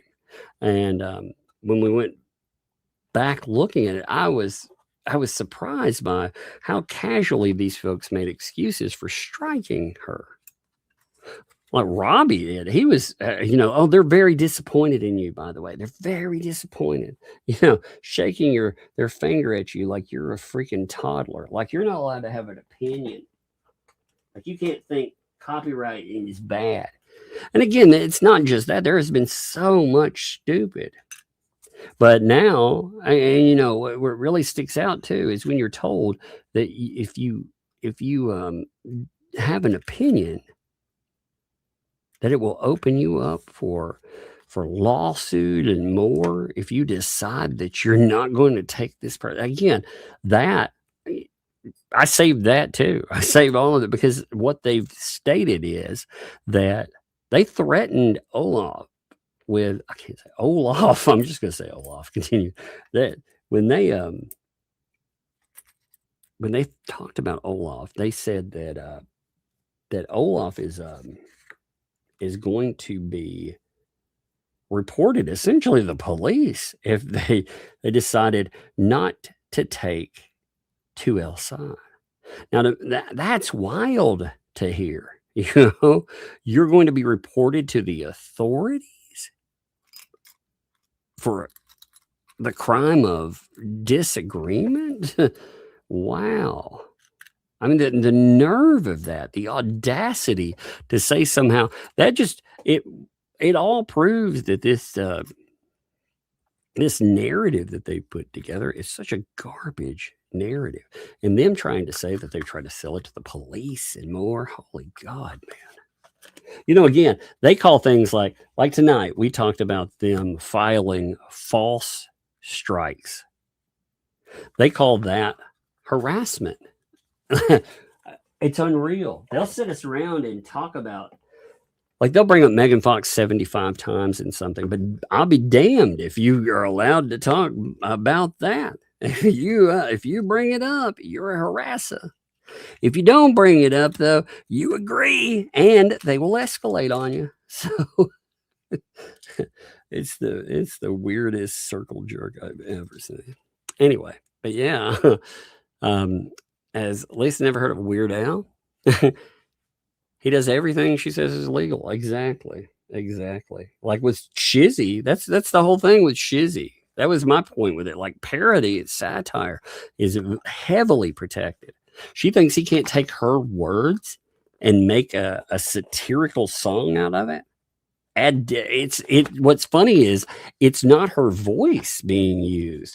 It's another voice. It's just random words that he put into satire.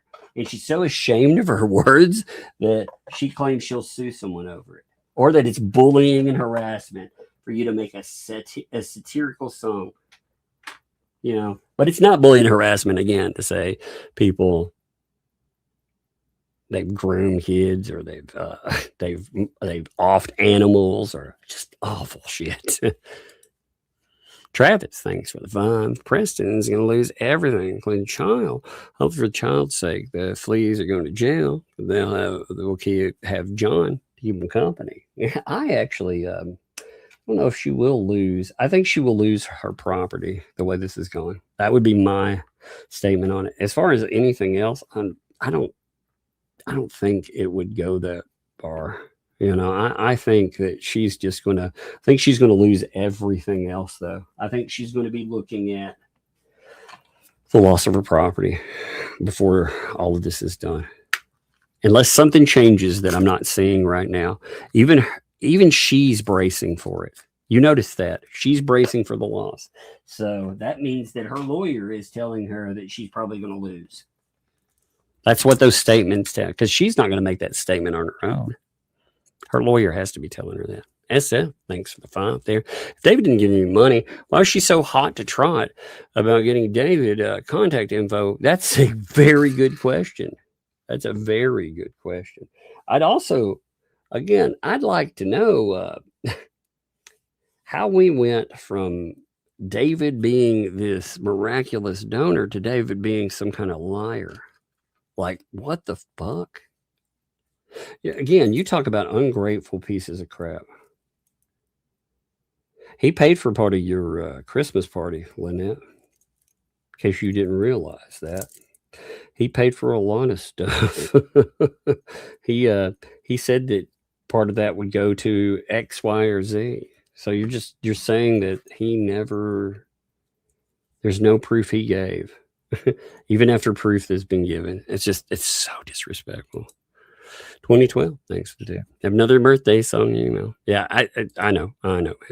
Greg, thanks for the gold coin. I do know that. Like I said, I have to be set down.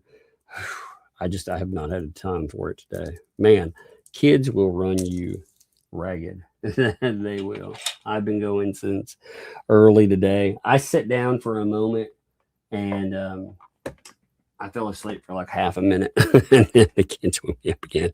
Fizbin, thank you for the sparkles there. Thank you. Hey, Dick Mike, thank you for the 200 Jules and Jammin. Thank you, my friend. Appreciate that.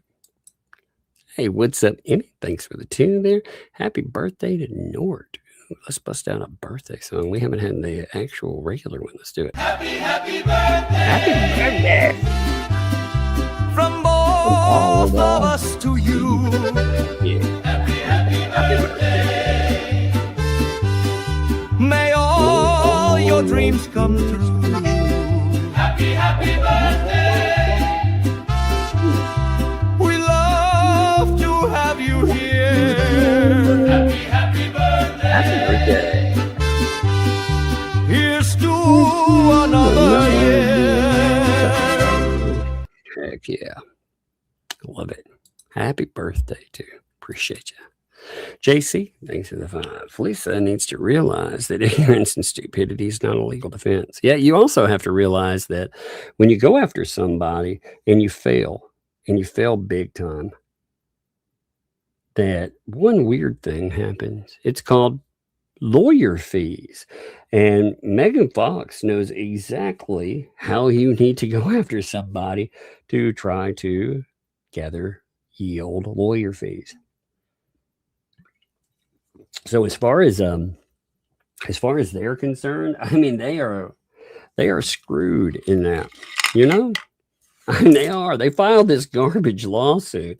She may be sucking down freaking $30,000 or more in garbage fees. And if she tries to the bankruptcy course, holy God, just imagine like their big plan of bankruptcy. Well, what do you own? What do you own that Megan Fox could actually end up owning herself? I mean, oh, that would be amazing, wouldn't it? Megan Fox actually ends up owning part of them. It's because they cannot handle criticism. None of them can. None of them. They were happy contacting, again, Olight and doing all this other crazy shit, trying to destroy Jeremy Hales. But my God, if you talk about anything they've done, boy, they got to shut that down, you know? And it's funny, too. They've talked about trying to take out that they don't like the Jeremy Hales files lawsuit. So therefore, Megan Fox deserves to, you know, it's like, wait, what? Okay. It's just wild how these people, they act and they react. Again, it will be a shit show of a lawsuit, but it will be interesting. And I'm sure they would not like a lawsuit to get to that wonderful place called Discovery, because in Discovery, that's when we get to have a really, really good time. You know, you would. Oh my God. Can you imagine Discovery against 2L with all these people? Also, 2L, you know, you accidentally have brought up your emails more than once. When you've done that, you've showcased communications between certain individuals that would be real fun to actually put into a discovery request. That'd be real fun times. And again, you are supposed to be saving that info. But hey, well, I know, right? 2012, thanks for the tip. Butchering names is a birthday. That's actually a birthday song tradition too, isn't it? You know, with that, right? Rest in B-Face, thanks for the 5. It's only 2L had a friend who was an expert of fair use, kind of like Miltos claimed to be in the past. Yeah, interesting how quiet he's been. Actually, you know what's funny is he was over in their chat the other day. He's encouraging this stupid, which is amazing to me. I mean, we're talking about an idiot that he went after. He went after the quartering because of the quartering, and talking about like what the quartering supposedly did online, right? All of that stuff, and talking about misuse of this or that. But it's okay if 2L either it is a problem or it isn't a problem. But apparently he can't say that with them because otherwise, I tell you, they get enough attention. I'll point to every one of these pieces of shit and be like, they're all part of that. It'll be fun because that's fun times. They will be relevant. Oh man, AJ, what's up? AJ, what's up? Thank you for the 5 there, Tug. The feds are building a claim for felony wire fraud for the dono fraud. That would be amazing if that ends up happening. That would be amazing. I mean, ultimately, there have been enough people that have talked about this stuff. And like I said, what's amazing is they came out and told us that Sumter County will not investigate them. They said that themselves. Now, either that is just them blowing freaking air, or they're bragging about having connection there. And I would hope that it's just them talking out their ass and trying to make people quiet, because otherwise that points to something really, really bad over there, does it not? Something that, again, if there's a legal issue, they said Sumter County will not investigate them. It will not look into claims of money. They will not look into other claims about them. It has already been pre-decided before anything comes up. That's crazy. What's up, Deborah? Thank you for the gold coin there. Hey, what's up, Stacy, man? Thank you for the 5 gifted memberships there. Thank you, Stacy, too. Thank you. I appreciate you. Your song. They were talking about your song, too. You know, she was actually like, you know, that song about warriors and stuff. That was actually my idea. So if they're wanting to be using that idea, I was like, oh my God. She wanted to take credit for Stacy's song. Oh, Lord. It's so funny. It cracks me up. That song is so fun, dude. I love it. I think it's so fitting for QL. It was so fitting. Like the song, what it did as an instrument, it pointed out the hypocrisy of this person. Because again, she was being given a gift. Even if you don't appreciate a gift, you know, my grandparents, they taught me a lesson when I was young. They taught me that no matter what I got, I should appreciate it. I have, see, it's the thought, the effort. Look, I have an uncle and aunt that I appreciate more than anything. And they send me a card every holiday, every birthday or whatever. And they send me a couple of bucks, you know? But it's not the couple of bucks. You know, as a kid, you think, oh, well, whatever. But when you get older, you start to understand that it's that effort. That's what matters. It's people care. And that's what they've lost here. See, they think a show is them. They think that all the people that they've left on the side of the road, as it were, as they've continued forward, that's not reflective. That's not indicative of. And it most certainly is. Oh my. What crazy people, man. Hey, Travis, thank you for the 2. She should, kid, if she loses everything. Well, I would say it this way, Travis. I appreciate you, my boy. I would say that it certainly would endanger that, because if you have to question where, like, state of living and everything else. But apparently from what I understand, living in a 10 by 15 shed is okay. So I don't know, man. I don't know. I'm not sure.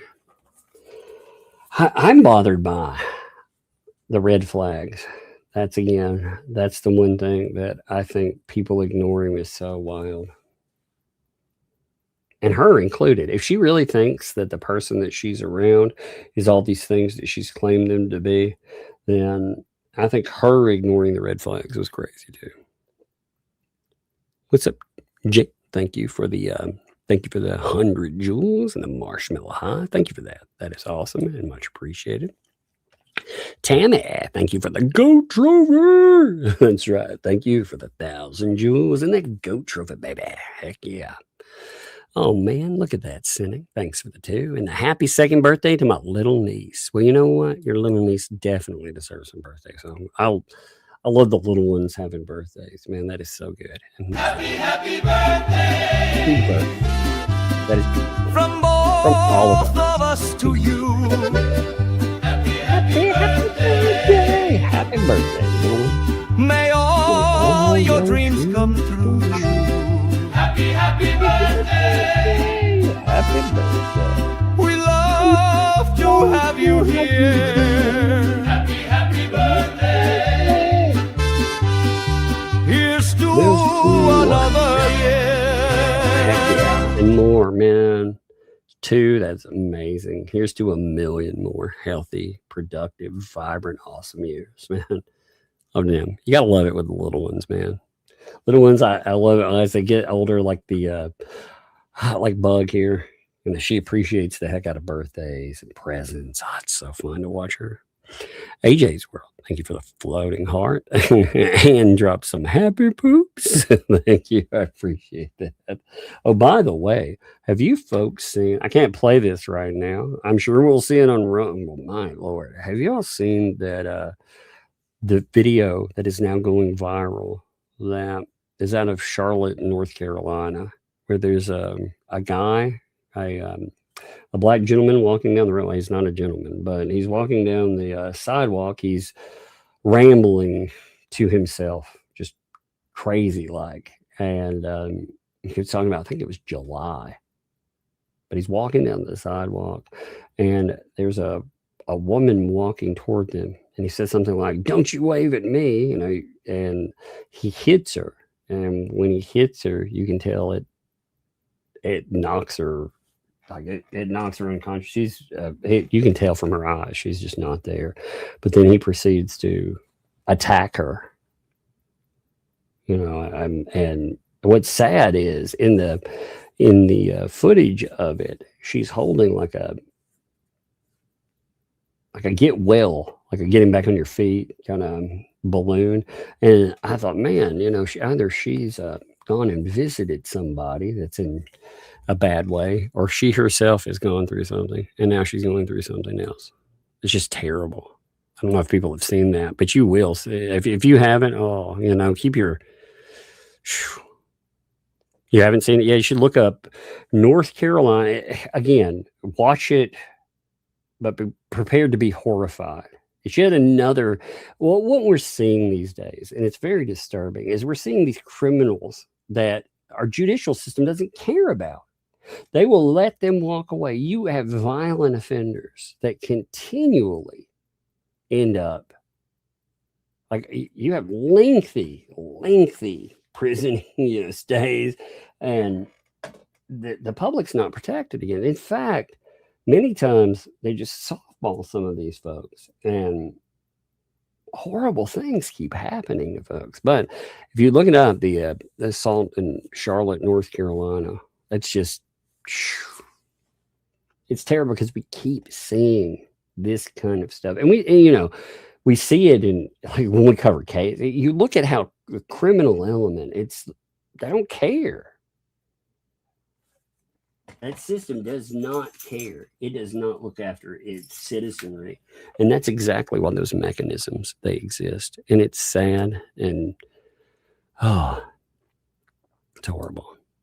Lisa Lee, not Smell Like Pete. Thanks for the Florida law does not remove custody with poverty. Yeah, that's in fact, I would say that that DCS, they are less likely to target offenders that don't have versus people that are, say, struggling middle class. If you've got some money, that's what they really want, you know.